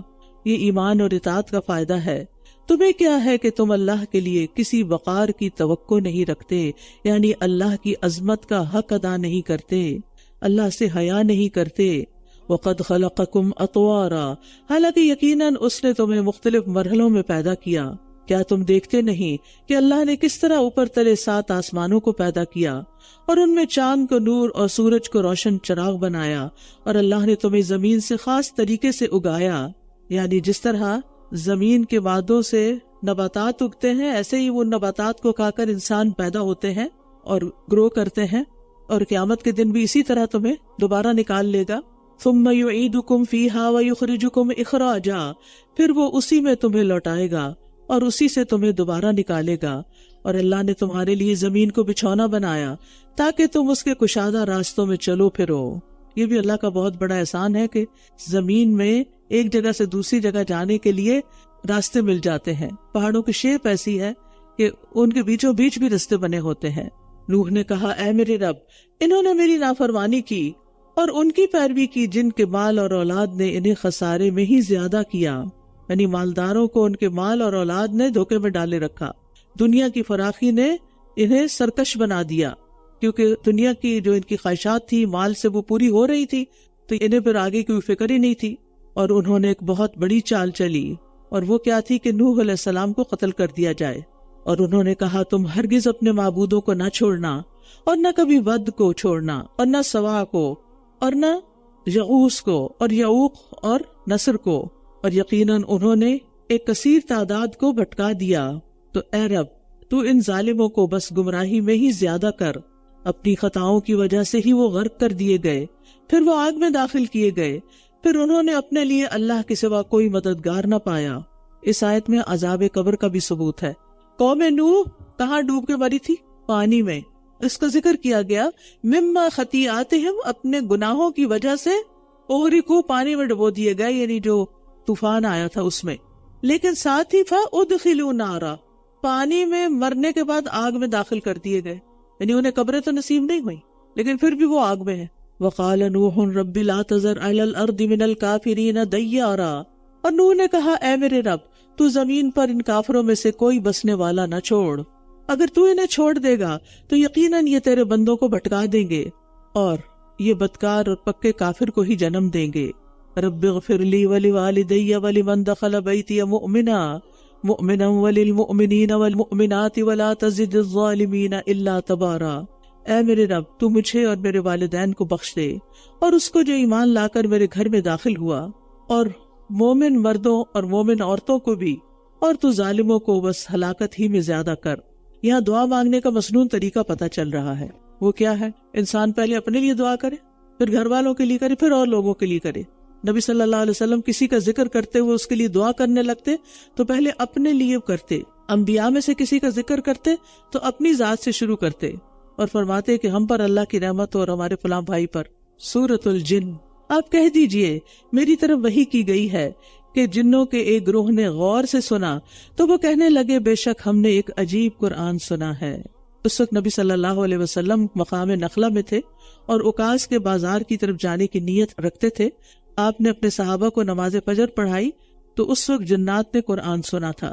تو کفار قریش کے مقابلے میں جنات اگرچہ سرکش ہیں لیکن قرآن سن کے فوراً ہی ایمان لے آئے اور سمجھ لیا کہ قرآن کا میسج کیا ہے، یہدی الی الرشد، جو بھلائی کی طرف رہنمائی کرتا ہے، لہٰذا ہم اس پر ایمان لے آئے، اور اب ہم اپنے رب کے ساتھ کسی کو ہرگز شریک نہ کریں گے، اور یہ کہ ہمارے رب کی شان بہت بلند ہے، اس نے نہ کوئی بیوی بنائی ہے اور نہ کوئی اولاد، اور یہ کہ ہم میں سے ناسمجھ لوگ اللہ کے بارے میں ناحق باتیں کیا کرتے تھے، یعنی جنہوں نے اللہ کی بلند شان کا بھی اعتراف کیا اور دوسری طرف اپنی غلطیوں کا بھی، اور یہ کہ ہم سمجھتے تھے کہ انسان اور جن اللہ کے بارے میں ہرگز کوئی جھوٹی بات نہ کریں گے، یہ بھی ان کی غلط فہمی تھی، اور یہ کہ انسانوں میں سے کچھ لوگ بعض جنات کی پناہ لیا کرتے تھے، تو اس نے ان جنات کو سرکشی میں اور بڑھا دیا۔ اسی لیے جن کو سر نہیں چڑھنے دینا چاہیے، اسے ڈرنا نہیں چاہیے، اور ایسے اذکار پڑھنے چاہیے کہ وہ چلا جائے، اور ویسے بھی کہنا چاہیے۔ متین ہاشمی صاحب تھے بہت اچھے اسکالر، انہوں نے ایک دفعہ الہدا میں لیکچر دیا اور کہا کیونکہ بچیاں اکثر جنوں سے ڈرتی ہیں، یا جیسے بعض اوقات لوگوں کو یہ ہوتا ہے جن دیکھا یا جن کو محسوس کیا یا گھر میں کچھ آیا یا ٹک ٹک ہوتی وغیرہ، تو انہوں نے کہا کہ اگر کوئی بھی ایسی علامت آپ دیکھیں تو آپ یہ سوچیں کہ میں انسان ہوں، انسان کو اللہ نے جن پر فضیلت دی ہے، لہٰذا آپ کی بات اس کو سننی چاہیے. آپ کہا کریں کہ تم جو بھی ہو یہاں سے چلے جاؤ. وہ کہتے ہیں میں نے اس طرح کئی جنات کو گھروں سے نکالا. اور آپ یہ خود بھی کر سکتے ہیں کہ اگر آپ کو محسوس ہوتا ہے کہ گھر میں کچھ غیر معمولی قسم کی ایکٹیویٹی ہے تو آپ بلند آواز سے سلام کر کے سب کو رخصت کریں. اور کسی جگہ اگر آپ جا کے ٹھہرے، مثلا بعض اوقات ہوتا ہے نا کہ آپ کا کوئی گھر ہے، آپ سال بھر کہیں دوسری جگہ چلے گئے، واپس آ کے گھر کھولا تو خالی گھروں میں جنات بسیرا کر لیتے ہیں بعض اوقات. تو وہاں داخل ہوتے ہی 3 دفعہ اعوذ بکلمات اللہ التامات من شر ما خلق. اسی طرح ہوٹلز وغیرہ میں جاتے ہیں، بعض اوقات وہ کمرے عرصے بعد کھولتے ہیں، یا کسی بھی جگہ پر آپ داخل ہوتے ہیں تو یہ دعا پڑھ لیں تو انشاءاللہ کوئی نقصان نہیں ہوگا. اور اسی طرح اللہ تعالیٰ کے اسماء حسنہ کی پناہ لینی چاہیے. اور یہ کہ انہوں نے بھی یہی گمان کیا جیسا کہ تم نے گمان کیا تھا کہ اللہ کسی کو ہرگز نہ اٹھائے گا. وَأَنَّا لَمَسْنَا السَّمَاءَ فَوَجَدْنَاهَا مُلِئَتْ حَرَسًا شَدِيدًا وَشُهُبًا. اور یہ کہ ہم نے آسمان کو ٹٹولا تو اسے سخت پہرے داروں اور شعلوں سے بھرا ہوا پایا. یعنی شیاطین چوری چھپے آسمان کی باتیں سننے کی کوشش کرتے تھے. تو اب ان پر شہاب ثاقب برسنے لگے. تو انہوں نے کہا کہ ہم جاتے تھے لیکن اتنے شہاب تھے کہ ہم ٹھہر نہیں سکتے. اور یہ کہ ہم اس کی بیٹھکوں میں سن گن لینے کے لیے بیٹھتے تھے، یعنی آسمان کی ایسی جگہوں پر کہ جہاں ہم فرشتوں کی باتیں سن سکیں. اب جو بھی کان لگاتا ہے تو وہ اپنے لیے ایک شعلہ گھات میں لگا ہوا پاتا ہے، یعنی اب وہاں جا ہی نہیں پا رہے. اور ہم نہیں جانتے کہ آیا زمین والوں کے ساتھ کسی برائی کا ارادہ کیا گیا ہے یا ان کے رب نے ان کے ساتھ کسی بھلائی کا ارادہ کیا. یہاں جنوں کی سمجھداری کو ملاحظہ کیجئے. خیر کی نسبت اللہ کی طرف اور شر کی نسبت اس کی طرف نہیں کی. اور یہ کہ ہم میں سے کچھ نیک ہیں اور بعض اس کے علاوہ بھی ہیں. وَمِنَّا دُونَ ذَلِكَ، یہ سب سے ہلکا لفظ ہے کسی کو ڈسکرائب کرنے کے لیے جب وہ آپ سے 100% اختلاف رکھتا ہو. اور بعض اس کے علاوہ بھی ہیں. ہم مختلف طریقوں میں بٹے ہوئے ہیں، یعنی جنوں میں صالح اور غیر صالح ہر قسم کے جن پائے جاتے ہیں. موحد بھی ہیں، مشرک بھی ہیں، بدعتی بھی ہیں، سنت فالوورز بھی ہیں، خوش اخلاق بھی ہیں، بد اخلاق بھی ہیں. اور یہ کہ ہم نے سمجھ لیا کہ ہم زمین میں اللہ کو ہرگز عاجز نہیں کر سکتے اور نہ ہی کبھی بھاگ کر ہم اسے عاجز کر سکتے ہیں. اور یہ کہ جب ہم نے ہدایت کی بات سنی تو ہم اس پر ایمان لے آئے. پھر جو کوئی اپنے رب پر ایمان لے آئے گا تو اسے نہ کسی نقصان کا ڈر ہوگا اور نہ کسی زیادتی کا. اور یہ کہ ہم میں سے بعض تو مسلمان ہیں اور بعض ظالم ہیں. تو جو کوئی اسلام لایا تو یہی ہے جنہوں نے بھلائی کا راستہ اپنا لیا. اسلام کا راستہ ہی بھلائی کا راستہ ہے. وَأَمَّا الْقَاسِطُونَ فَكَانُوا لِجَهَنَّمَ حَطَبًا، اور رہے ظالم تو وہ جہنم کا ایندھن ہوں گے. اور یہ کہ اگر یہ لوگ راہ راست پر قائم رہتے تو ہم انہیں ضرور وافر پانی پلاتے، یعنی اسلام کے راستے پر چلنے سے ان کے رزق میں وسعت ہوتی. جیسے قرآن مجید میں آتا ہے کہ اگر اہل کتاب تورات اور انجیل کی پابندی کرتے اور اس کی جو ان کی طرف ان کے رب کی طرف سے نازل ہوا تو یقیناً وہ اپنے اوپر سے اور اپنے پاؤں کے نیچے سے کھاتے، یعنی ان پر دھن برستا، رزق برستا. لِنَفْتِنَهُمْ فِيهِ، تاکہ ہم اس میں ان کی آزمائش کریں. اور جو کوئی اپنے رب کے ذکر سے منہ موڑے گا تو وہ اسے سخت عذاب میں مبتلا کرے گا. وَأَنَّ الْمَسَاجِدَ لِلَّهِ فَلَا تَدْعُوا مَعَ اللَّهِ أَحَدًا، اور یہ کہ مسجدیں صرف اللہ ہی کے لیے ہیں، پس تم اللہ کے ساتھ کسی اور کو مت پکارو. کسی اور کو اللہ کے ساتھ پکارنا شرک کہلاتا ہے. عبادت جو ہے اس کی اصل دعا ہے. اور یہاں پر مساجد میں کیا کہا گیا کہ اللہ کے ساتھ کسی اور کو الہ نہ پکارو، یعنی مسجدوں میں اللہ کی یاد، اللہ کے ذکر، اللہ کے نام کے علاوہ دوسرے کاموں کی ممانعت ہے. یعنی مساجد کو مذاق مت بناؤ، مساجد کو تجارت کا مرکز نہ بناؤ، اس کو اپنی مجلس یعنی بیٹھنے کا، گپ شپ لگانے کا ذریعہ مت بناؤ، اس کو گزرگاہ نہ بناؤ کہ اگر 2 دروازے ہیں تو ادھر سے آگے ادھر سے گزر گئے. یعنی مسجد گزرگاہ نہیں ہوتی، یہ مسجد کے آداب کے خلاف ہے. نبی صلی اللہ علیہ وسلم نے فرمایا عنقریب آخری زمانے میں ایسے لوگ ہوں گے جو مسجدوں میں حلقوں کی صورت میں بیٹھیں گے. ان کی سب سے بڑی فکر دنیا ہوگی. تم ان کے پاس مت بیٹھنا، کیونکہ ایسے لوگوں کی اللہ کو کوئی ضرورت نہیں. اللہ کو تو کسی کی بھی نہیں ضرورت، مطلب یہ ہے کہ پھر وہ بیکار ہے. اسی طرح مسجد میں خرید و فروخت کرنا منع ہے. مسجد میں گمشدہ چیزوں کی اعلان کی ممانعت ہے. اور یہ کہ جب اللہ کا بندہ اس کو پکارنے کے لیے کھڑا ہوا تو قریب تھا کہ وہ اس پر گروہ در گروہ جمع ہو جائیں. آپ کہہ دیجئے میں تو بس اپنے رب ہی کو پکارتا ہوں اور اس کے ساتھ کسی کو بھی شریک نہیں ٹھہراتا. آپ کہہ دیجئے بے شک میں تمہارے لیے نہ کسی نقصان کا اختیار رکھتا ہوں اور نہ کسی بھلائی کا. آپ کہہ دیجئے مجھے کوئی بھی اللہ سے ہرگز نہیں بچا سکتا اور نہ ہی میں اس کے سوا کوئی جائے پناہ پا سکتا ہوں. یعنی نافرمانیاں کرنے والے اللہ کی پکڑ سے بچ کے کہیں بھاگ نہیں سکتے. میرا کام تو یہی ہے کہ میں اللہ کی بات اور اس کے پیغامات پہنچا دوں، اور جو کوئی اللہ اور اس کے رسول کی نافرمانی کرے گا تو بے شک اس کے لیے جہنم کی آگ ہے جس میں وہ ہمیشہ ہمیشہ رہنے والے ہیں. اللہ اور رسول کی نافرمانی کا انجام. رسول کا کام تبلیغ کرنا ہے، اور فرمانبرداری سب سے بڑی کیا ہے؟ اللہ کی توحید پر ایمان لانا، اور سب سے بڑی نافرمانی شرک کرنا. حتی اذا رأوا ما یوعدون، یہاں تک کہ جب وہ اس چیز کو دیکھ لیں گے جس کا وہ وعدہ دیے جاتے ہیں تو ضرور وہ جان لیں گے کہ مددگار کے اعتبار سے زیادہ کمزور اور تعداد کے اعتبار سے کون زیادہ کم ہے. کیونکہ کفار کو اپنی تعداد اور اپنی قوت پہ بڑا فخر تھا، جیسے آج کے لوگوں کو اپنی ذہنی قوت کا بڑا مان ہوتا ہے نا، کہ ہم بہت کچھ جانتے ہیں، تو ان کو بھی مختلف چیزوں پہ بڑے مان تھے. تو یہاں پر اللہ سبحانہ وتعالیٰ نے ان پر خوف مسلط کیا اور اس کے مقابلے میں اہل ایمان کی حمایت کی. قل ان ادری اقریب ما توعدون ام یجعل لہ ربی امدا، کہہ دیجئے میں نہیں جانتا کہ جس کا تم وعدہ دیے جاتے ہو آیا وہ قریب ہے یا میرا رب اس کے لیے دور کی کوئی مدت مقرر کر دے گا. وہ غیب کو جاننے والا ہے، بس وہ اپنے غیب پر کسی کو بھی مطلع نہیں کرتا سوائے اس کے جسے وہ بطور رسول پسند کر لے، تو وہ اس کے آگے اور اس کے پیچھے نگران مقرر کر دیتا ہے تاکہ وہ جان لے کہ یقیناً انہوں نے اپنے رب کے پیغامات پہنچا دیے ہیں، اور جو کچھ ان کے پاس ہے اس نے ان کا احاطہ کر رکھا ہے، اور اس نے ہر چیز کو گن کر شمار کر رکھا ہے. تو یاد رکھیے رسول کو غیب میں سے صرف اتنی باتیں پتہ ہوتی ہیں جنہیں اللہ تعالیٰ بتائے، اور اس سے زیادہ نہیں معلوم ہوتی. سورۃ المزمل. یا ایھا المزمل قم اللیل الا قلیلا، اے کپڑے میں لپٹنے والے رات کو قیام کیجیے مگر کم. حضرت عائشہ کہتی ہیں کہ پہلی وحی کے نزول کے موقع پر جب فرشتے نے آپ کو 3 مرتبہ زور سے دبایا تو آپ گھر میں خدیجہ رضی اللہ عنہا کے پاس آئے اور فرمایا مجھے چادر اڑا دو، مجھے چادر اڑا دو، کیونکہ آپ پر فرشتے کی ملاقات اور وحی اترنے کا ایک رعب اور خوف طاری ہو گیا تھا، تو اس کی وجہ سے آپ کپڑا لپیٹ لیتے تھے. تو آپ کو کپڑا لپیٹنے کی بجائے کیا کہا گیا؟ اٹھ کے قیام کیجیے. یعنی عام طور پر ہوتا ہے یہ نا کہ جس چیز سے ہم ڈرتے ہیں پھر ہم اس کو اوائڈ کرنے لگتے ہیں، تو اس کا حل کیا ہے کہ انسان اس کو فیس کرے، ریالٹی کو فیس کرے اور اس کے لیے تیاری کرے. تو آپ کو رات کے کچھ حصے میں قیام کا حکم دیا گیا. فرض نمازوں کے بعد سب سے افضل نماز رات کا قیام ہے. نصفہ او انقص منہ قلیلا، رات کا آدھا حصہ یا اس سے تھوڑا کم کر لیجئے یا اس پر کچھ بڑھا دیجئے، اور قرآن کو خوب ٹھہر ٹھہر کر پڑھا کیجئے.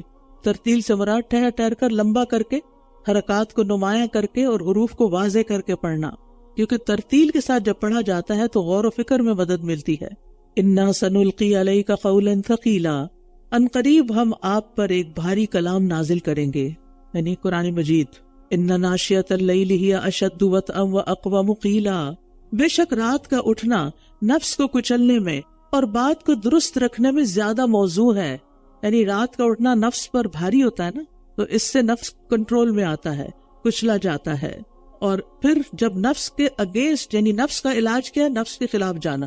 تو جب انسان نفس کے خلاف جاتا ہے تو انسان کے اندر مشقت اٹھانے کی قوت پیدا ہو جاتی ہے. اور ویسے بھی رات کا آخری حصہ خاص قبولیت کا وقت ہوتا ہے. ان لک فی النہار سبحا طویلا، بے شک دن میں آپ کے لیے طویل مصروفیت ہے. یعنی دن میں ایسی مشغولیت ہوتی ہے کہ انسان یکسوئی سے عبادت نہیں کر سکتا جتنا بھی چاہے. شور، آوازیں، لوگوں کا آنا جانا، کئی مسئلے مسائل، کئی ضروریات کا پیش آنا. وَاذْكُرِ اسْمَ رَبِّكَ وَتَبَتَّلْ إِلَيْهِ تَبْتِيلًا، اور آپ اپنے رب کا نام ذکر کیجئے اور سب سے الگ ہو کر اسی کی طرف متوجہ ہو جائیے. رب المشرق والمغرب لا الہ الا ہو فاتخذہ وکیلا، وہ مشرق اور مغرب کا رب ہے، اس کے سوا کوئی معبود نہیں، بس آپ اسی کو کارساز بنا لیجئے. کتنا خوبصورت سبق ہے یہ. انسان جب کسی مشکل کا شکار ہوتا ہے تو انسانوں پہ بھروسہ کرتا ہے، انسانوں کی طرف دیکھتا ہے کہ کون میری مدد کرے گا. لیکن انسان کو کیا کرنا چاہیے کہ جتنی بڑی مشکل ہو اتنا ہی زیادہ اللہ کی طرف رجوع ہو، اس کو ہی اپنا کارساز سمجھا جائے، اور جو کچھ وہ کہتے ہیں اس پر صبر کیجئے اور خوبصورت انداز سے انہیں چھوڑ دیجئے. کیونکہ ہوتا یہ ہے کہ جب آپ لوگوں کے سامنے اپنا کوئی مسئلہ رکھتے ہیں نا تو لوگ آپ کو کمتر سمجھنے شروع ہو جاتے ہیں. اچھا اس کو یہ مصیبت آئی بھی ہے نا، ضرور اس کا کوئی گناہ ہوگا اور ضرور اس کی کوئی کوتاہی ہوگی، اور آپ اپنے آپ کو قصوروار سمجھنا شروع کر دیتے ہیں. بعض اوقات وہ الٹے سیدھے مشورے آپ کو دیتے ہیں لیکن جب آپ رب کے حضور مناجات کرتے ہیں، غم اور دکھ کی داستان اللہ کو سناتے ہیں، تو وہاں سے جو مدد آتی ہے وہ کسی انسان کی طرف سے نہیں آتی. اور یہاں پر کیا کہا گیا؟ جھٹلانے والوں سے خوبصورت طریقے سے الگ ہو جائیے. یعنی اس کا یہ مطلب نہیں کہ ان کو سمجھائیے نہیں، لیکن یہ ہے کہ ان کی باتوں پہ زیادہ توجہ نہیں دیجیے، کیونکہ زندگی میں کچھ لوگ آپ کو ضرور ایسے ملتے ہیں کہ جو آپ کی بات کو کوئی بھی کریں آپ وہ رد کریں گے. اور جب کسی انسان کی ہر بات رد ہونے لگے تو اس کے کانفیڈنس کا حال کیا ہوتا ہے؟ پھر وہ سمجھتا ہے شاید میں ہی غلط ہوں. تو اس لیے زندگی سے ایسے لوگوں کو نکال دیجئے کہ جو آپ کی صحیح بات کو بھی غلط کرنے والے ہوں. یعنی نکالنے سے مراد یہ نہیں کہ ان کو گھر سے باہر نکال دیں، اس کا مطلب یہ ہے کہ ان کی بات کو زیادہ اہمیت نہ دیں، بہت سیریس نہ لیں. اور مجھے اور ان جھٹلانے والے آسودہ حال لوگوں کو چھوڑ دیجئے، یعنی انہیں آپ اگنور کیجئے، ان کا معاملہ مجھ پہ چھوڑ دیجئے، میں ان کی خبر لوں گا. اور انہیں تھوڑی سی مہلت دے دیجئے. بے شک ہمارے پاس بیڑیاں اور سخت بھڑکتی آگ ہے، اور گلے میں اٹکنے والا کھانا اور دردناک عذاب ہے. جس دن زمین اور پہاڑ کانپ اٹھیں گے اور پہاڑ ریت کے بھربھرے ٹیلوں کی طرح ہو جائیں گے. بے شک ہم نے تمہاری طرف ایک رسول بھیجا جو تم پر گواہی دینے والا ہے، جیسا کہ ہم نے فرعون کی طرف ایک رسول بھیجا تھا. تو فرعون نے اس رسول کی نافرمانی کی، یعنی موسیٰ علیہ السلام کی، تو ہم نے اسے نہایت سختی سے پکڑ لیا. یہ اہل مکہ کو تنبیہ کی جا رہی ہے. سو اگر تم نے کفر کیا تو اس دن سے کس طرح بچ پاؤ گے جو بچوں کو بوڑھا کر دے گا. اس دن آسمان پھٹ جانے والا ہے، اس کا وعدہ پورا ہو کر رہنے والا ہے. یعنی قیامت کے دن کی ہولناکیوں سے بچے بھی بوڑھے ہو جائیں گے اور آسمان جیسی بڑی مخلوق بھی پھٹ جائے گی. بے شک یہ ایک نصیحت ہے، بس جو چاہے اپنے رب کی طرف راستہ بنا لے، یعنی اپنی آخرت کو منزل بنا کر. بے شک آپ کا رب جانتا ہے کہ آپ اور لوگوں میں سے ایک گروہ جو آپ کے ساتھ ہے 2/3 رات کے قریب قیام کرتے ہیں، اور کبھی اس کا نصف اور کبھی اس کا 1/3 حصہ. اور اللہ ہی رات اور دن کا اندازہ رکھتا ہے، کیونکہ گھڑیاں تو نہیں ہوتی تھی نا ان دنوں. اس نے جان لیا کہ تم اسے ہرگز نبھا نہ سکو گے تو وہ تم پر مہربان ہوا، بس قرآن میں سے جتنا آسانی سے پڑھ سکتے ہو پڑھو. اس نے جان لیا کہ تم میں سے کچھ بیمار ہوں گے اور کچھ دوسرے زمین میں سفر کر رہے ہوں گے، وہ اللہ کا فضل تلاش کریں گے، اور کچھ دوسرے اللہ کے راستے میں جنگ کریں گے. بس اس میں سے جتنا آسانی سے پڑھ سکتے ہو پڑھو، اور نماز قائم کرو اور زکوٰۃ ادا کرو، اور اللہ کو قرض حسنہ دو. جو بھلائی تم اپنے نفسوں کے لیے آگے بھیجو گے اللہ کے ہاں اسے پالو گے کہ وہ بہتر اور اجر میں زیادہ بڑی ہے. اور اللہ سے بخشش مانگتے رہو، بے شک اللہ بہت بخشنے والا نہایت رحم کرنے والا ہے. سورۃ المدثر. بسم اللہ الرحمن الرحیم. یا ایھا المدثر قم فانذر وربک فکبر. اے کپڑا اوڑھنے والے، اٹھ جائیے، پھر خبردار کیجیے اور اپنے رب ہی کی بڑائی بیان کیجیے. یعنی ایک مزمل تھا جو اوپر کا کپڑا اوڑھنے، جیسے رضائی وغیرہ یا کمبل، اور ایک ہوتا ہے کپڑا جو جسم کے ساتھ لگا ہوا ہوتا ہے، اس کو شعار کہتے ہیں. جو اس سے اوپر پہنا جائے وہ دثار کہلاتا ہے. تو دعوت کے آغاز میں آپ کو یہ حکم دیے جا رہے ہیں، اور اس میں دائی کے اوصاف بھی پتہ چلتے ہیں کہ دین کی طرف بلانے والے کو کیسا ہونا چاہیے. اور سب سے پہلے تو سستی اور غفلت کو چھوڑنا چاہیے. جو انسان سست ہوتا ہے، غافل ہوتا ہے، وہ دین کا کام نہیں کر سکتا.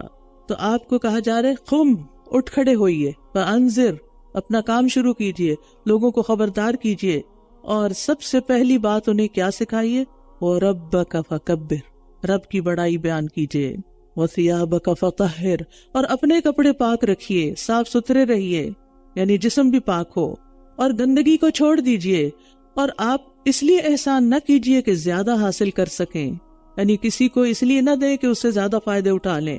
یعنی ابتدائی تعلیم میں کیسا اخلاق سکھایا جا رہا ہے کہ جس کے ساتھ بھی احسان کریں اللہ کی خاطر، اس لیے نہیں کہ ان کو کچھ دو تاکہ ان سے فلاں اور فلاں فائدہ حاصل ہو جائے. یہ دائی کو ہر طرح کے طمع اور لالچ سے اجتناب کا حکم ہے. یاد رکھیے، جو بھی دین کی دعوت دیتے ہیں انہیں لوگوں سے کسی قسم کی توقعات نہیں رکھنی چاہیے.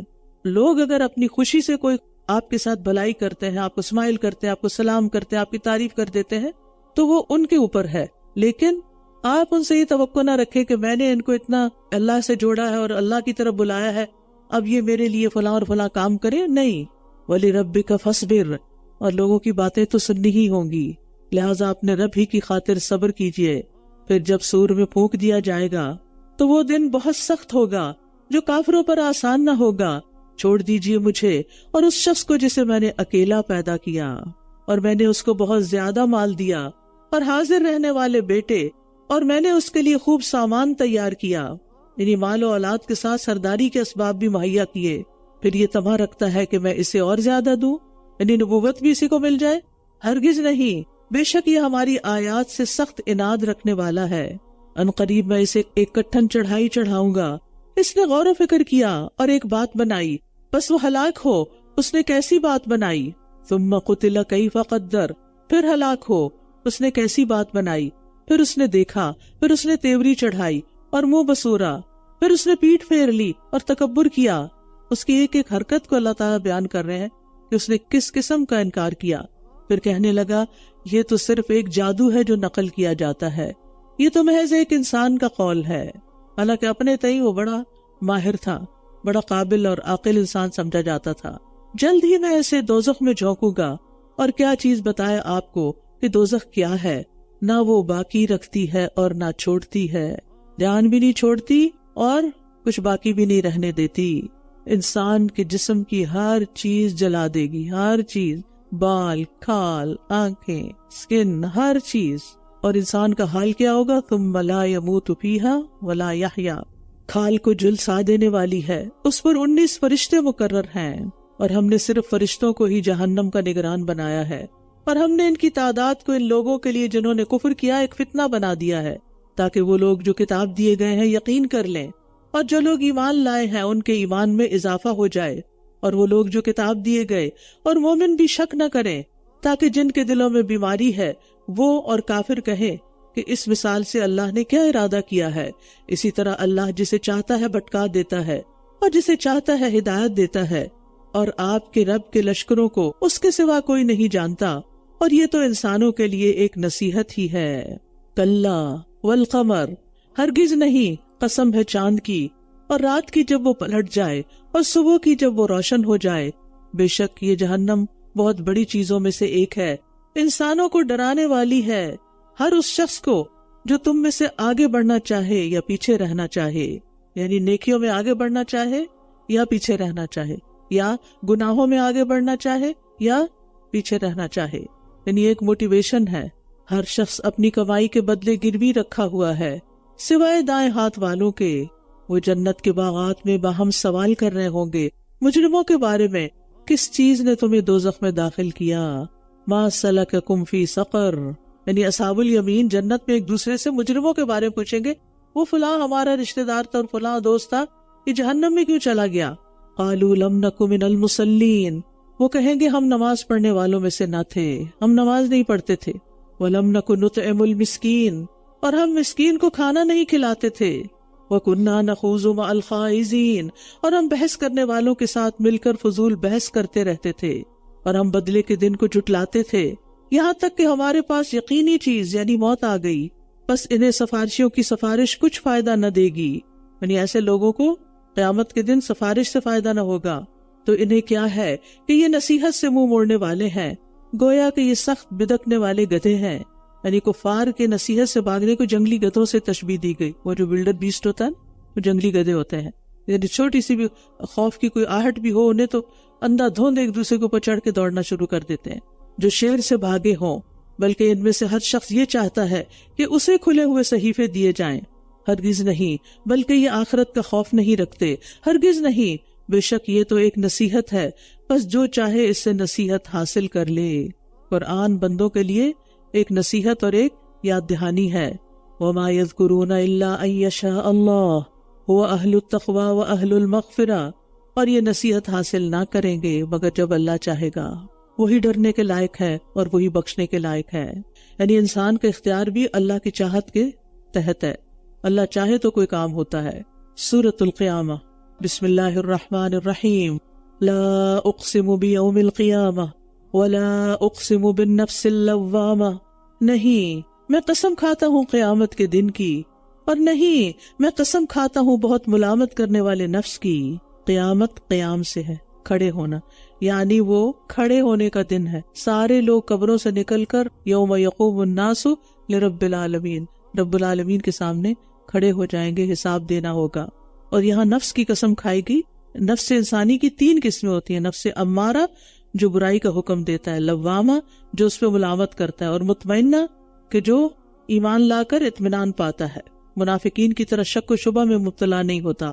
اَيَحْسَبُ الْإِنسَانُ أَن لَّن نَّجْمَعَ عِظَامَهُ، کیا انسان یہ سمجھتا ہے کہ ہم اس کی ہڈیاں کبھی جمع نہ کر سکیں گے؟ کیوں نہیں، بلکہ ہم تو اس پر بھی قادر ہیں کہ اس کی پور پور کو درست کر دیں۔ بلکہ انسان چاہتا ہے کہ وہ آئندہ بھی فسق و فجور کرتا رہے۔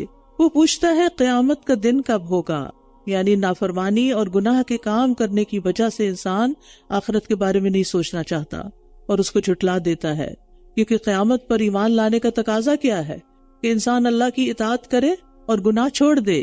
وَإِذَا بَرِقَ الْبَصَرُ، بس جب آنکھیں چندھیا جائیں گی اور چاند بے نور ہو جائے گا اور سورج اور چاند جمع کر دیے جائیں گے، اس دن سارا نقشہ بدل جائے گا۔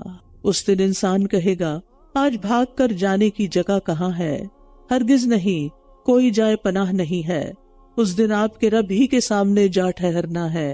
یعنی قیامت کے دن انسان بھاگنے کے لیے کوئی جگہ تلاش کرے گا کہ کہیں چھپ سکوں، لیکن رب کی نگاہوں سے کوئی اوجھل نہیں ہو سکے گا۔ اس دن انسان کو بتا دیا جائے گا جو اس نے آگے بھیجا اور جو پیچھے چھوڑا، بلکہ انسان اپنے آپ کو خوب دیکھنے والا ہے، اگرچہ وہ کتنی ہی معذرتیں پیش کرے۔ یعنی انسان کو اپنے اعمال کی خود خبر ہوتی ہے، پتہ ہوتا ہے کہ وہ کتنے پانی میں ہے۔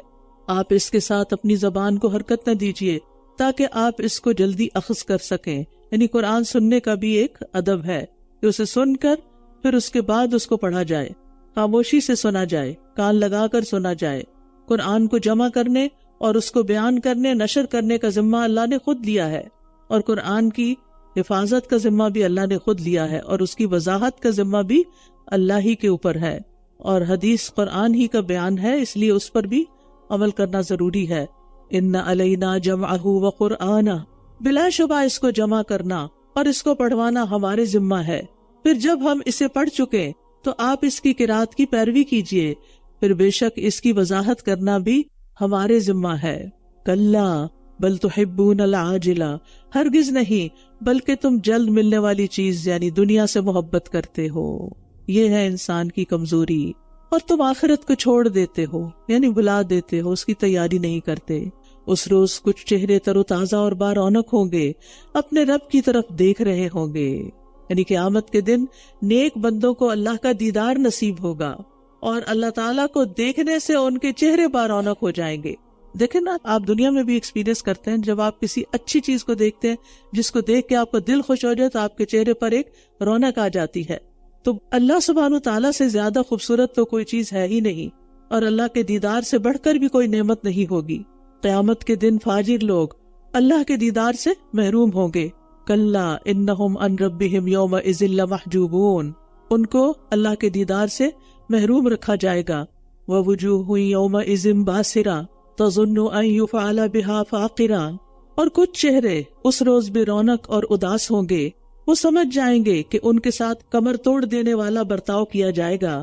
ہرگز نہیں، جب جان حلق تک پہنچ جائے گی اور کہا جائے گا کہ کون ہے جھاڑ پھونک کرنے والا، اور وہ سمجھ لے گا کہ یہ جدائی کا وقت ہے، اور پنڈلی سے پنڈلی لپٹ جائے گی۔ یعنی وہ شخص یقین کر لے گا جس کی روح ہنسلی تک پہنچ گئی کہ اب مال، اولاد اور دنیا کی ہر چیز سے جدائی کا مرحلہ آ گیا ہے، اور موت کے وقت پے در پے تکلیفیں ہوں گی۔ الی ربک یومئذ المساق، اس روز آپ کے رب ہی کی طرف روانگی ہے، نہ تو اس نے سچ مانا اور نہ نماز ادا کی۔ افسوس ہے تجھ پر، پھر افسوس ہے، پھر افسوس ہے تجھ پر، پھر افسوس۔ کیا انسان یہ سمجھتا ہے کہ وہ یوں ہی بیکار چھوڑ دیا جائے گا؟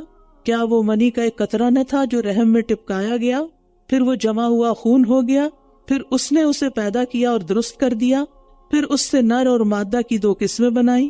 کیا وہ اس پر قادر نہیں کہ مردوں کو زندہ کر دے؟ بلا، اللہ سبحانہ تعالیٰ اس چیز پر قادر ہے کہ مرنے کے بعد انسان کو دوبارہ پیدا کر دے جس طرح اس نے پہلی بار پیدا کیا۔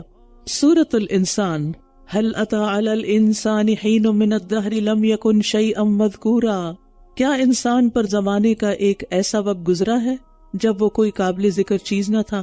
انسان دنیا میں نہیں تھا اور اس کا کوئی نام بھی نہیں تھا اور اس کی کوئی اوقات بھی نہیں تھی، اور کتنا عرصہ وہ اس حال میں رہا یہ صرف اللہ ہی کو معلوم ہے۔ لیکن جب انسان دنیا میں آ جاتا ہے اور بڑا ہو جاتا ہے اور قوت پکڑتا ہے تو پھر وہ کچھ سے کچھ بن جاتا ہے اور اپنے آپ کو بڑی چیز سمجھتا ہے، اور سب سے بڑھ کر یہ کہ وہ اللہ تعالیٰ کو جھٹلانے لگتا ہے۔ اور انسان سے مراد یہاں تمام بنی آدم ہیں۔ انا خلقنا الانسان من نطفۃ امشاج نبتلیہ وجعلناہ سمیعا بصیرا، بے شک ہم نے انسان کو ایک مخلوط نطفے سے پیدا کیا تاکہ ہم اسے آزمائیں، تو ہم نے اسے خوب سننے والا، خوب دیکھنے والا بنایا۔ یعنی کسی بھی انسان یا بچے کی پیدائش جو ہے وہ ایک مخلوط یعنی باپ اور ماں دونوں سے مل کر ہوتی ہے، اور انسان کو پیدا کرنے کا مقصد کیا ہوتا ہے؟ اس کو آزمانا، اور آزمانے کے لیے اللہ تعالیٰ نے اس کو کان اور آنکھیں دی تاکہ وہ ان سے نصیحت پکڑے اور پھر فیصلہ کرے کہ صحیح راستہ کون سا ہے۔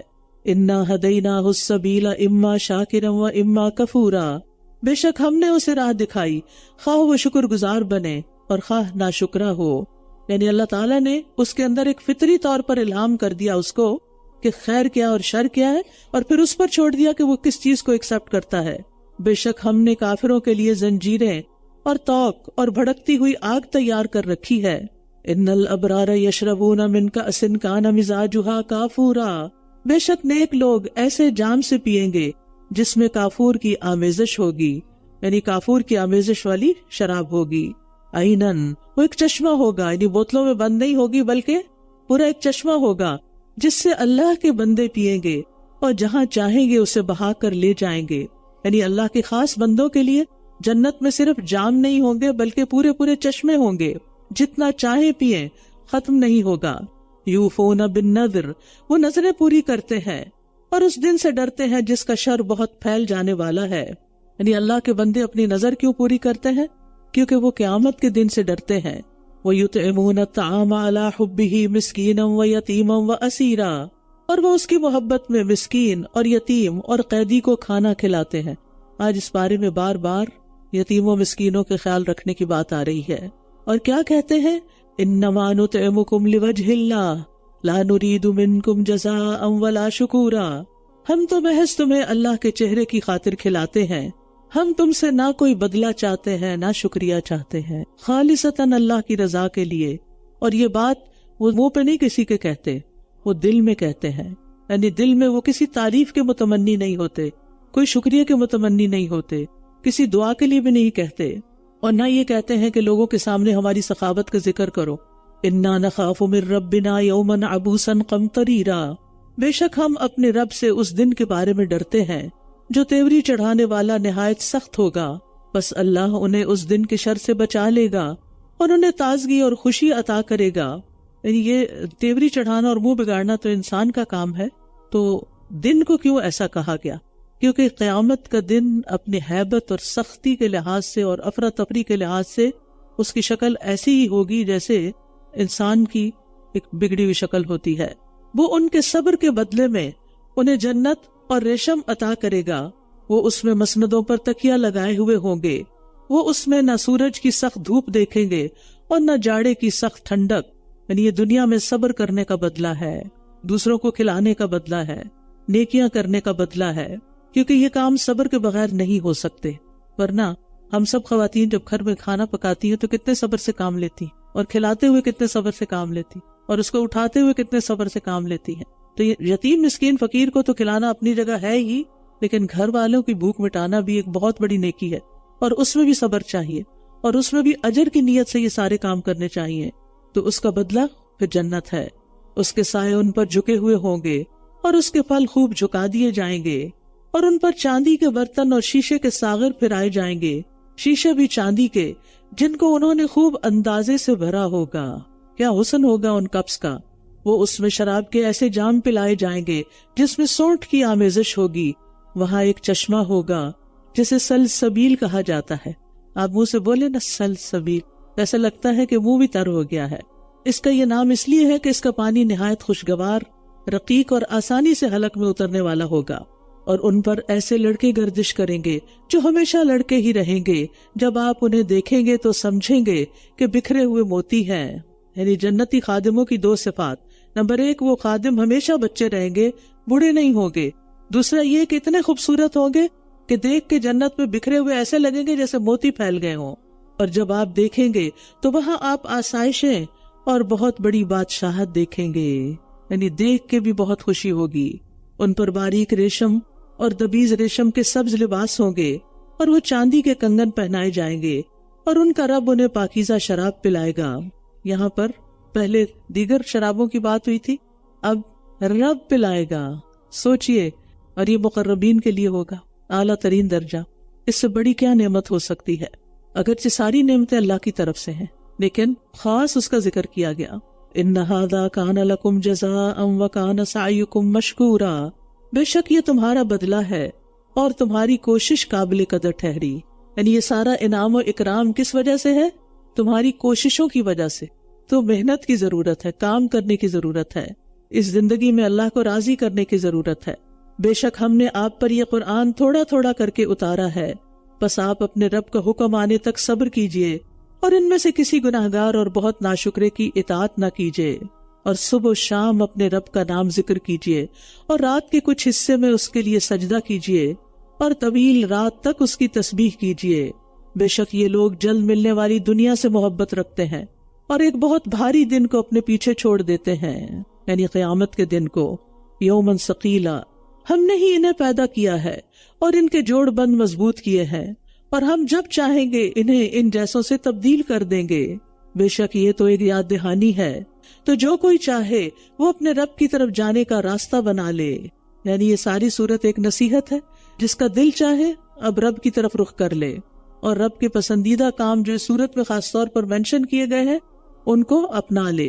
وَمَا تَشَاءُونَ إِلَّا أَن يَشَاءَ اللَّهُ إِنَّ اللَّهَ كَانَ عَلِيمًا حَكِيمًا، اور تم نہیں چاہتے مگر یہ کہ اللہ چاہے، بے شک اللہ بہت علم والا، خوب حکمت والا ہے۔ يُدْخِلُ مَن يَشَاءُ فِي رَحْمَتِهِ وَالظَّالِمِينَ أَعَدَّ لَهُمْ عَذَابًا أَلِيمًا، وہ جسے چاہتا ہے اپنی رحمت میں داخل کرتا ہے، اور ظالم لوگوں کے لیے اس نے دردناک عذاب تیار کر رکھا ہے۔ اللہ ہمیں اپنی رحمت میں داخل کرے۔ تو ظالم اللہ کی رحمت سے محروم ہوتے ہیں، تو ظلم سے ہمیشہ بچیے کہ کسی کا حق نہ مارے، کسی کی عزت نہ اچھالے۔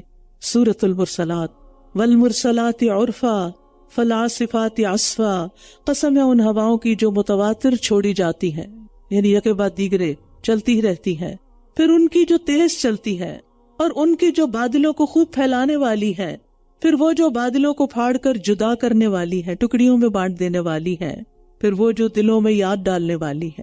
اتنی تیز چلتی ہے کہ بندہ اللہ کو یاد کرنے لگتا ہے، عذر کے طور پر یا ڈراوے کے طور پر۔ جس رب نے یہ ہوائیں بنائی وہی رب تمہیں قیامت کے دن جمع کرے گا۔ انما توعدون لواقع، بے شک جس چیز کا تم وعدہ دیے جاتے ہو یقیناً وہ واقع ہونے والی ہے، قیامت آنے والی ہے۔ پھر جب ستارے مٹا دیے جائیں گے، یعنی ان کی روشنی جاتی رہے گی، اور جب آسمان کھول دیا جائے گا، اور جب پہاڑ اڑا دیے جائیں گے دھن کی ہوئی رنگین روئی کی طرح، اور جب رسول مقررہ وقت پر لائے جائیں گے، کس دن کے لیے مؤخر کیے گئے؟ فیصلے کے دن کے لیے، یوم الفصل۔ وما ادراک ما یوم الفصل، اور کیا چیز بتائے آپ کو کہ فیصلے کا دن کیا ہے؟ اس دن جھٹلانے والوں کے لیے بڑی ہلاکت ہے۔ کیا ہم نے پہلوں کو ہلاک نہیں کیا؟ پھر ہم ان کے پیچھے بعد والوں کو لاتے ہیں، ایک کے بعد ایک قوم ہلاک ہوئی۔ ہم مجرموں کے ساتھ اسی طرح کیا کرتے ہیں، یعنی کفار مکہ کو سخت دھمکی دی جا رہی ہے۔ اس دن جھٹلانے والوں کے لیے بڑی ہلاکت ہے۔ کیا ہم نے تمہیں ایک حقیر پانی سے پیدا نہیں کیا؟ پھر ہم نے اسے ایک مضبوط ٹھکانے میں رکھا، ایک معلوم اندازے تک، پھر ہم نے اندازہ کیا تو ہم بہت اچھا اندازہ کرنے والے ہیں۔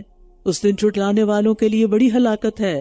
کیا ہم نے زمین کو سمیٹنے والی نہیں بنایا، زندوں اور مردوں کو؟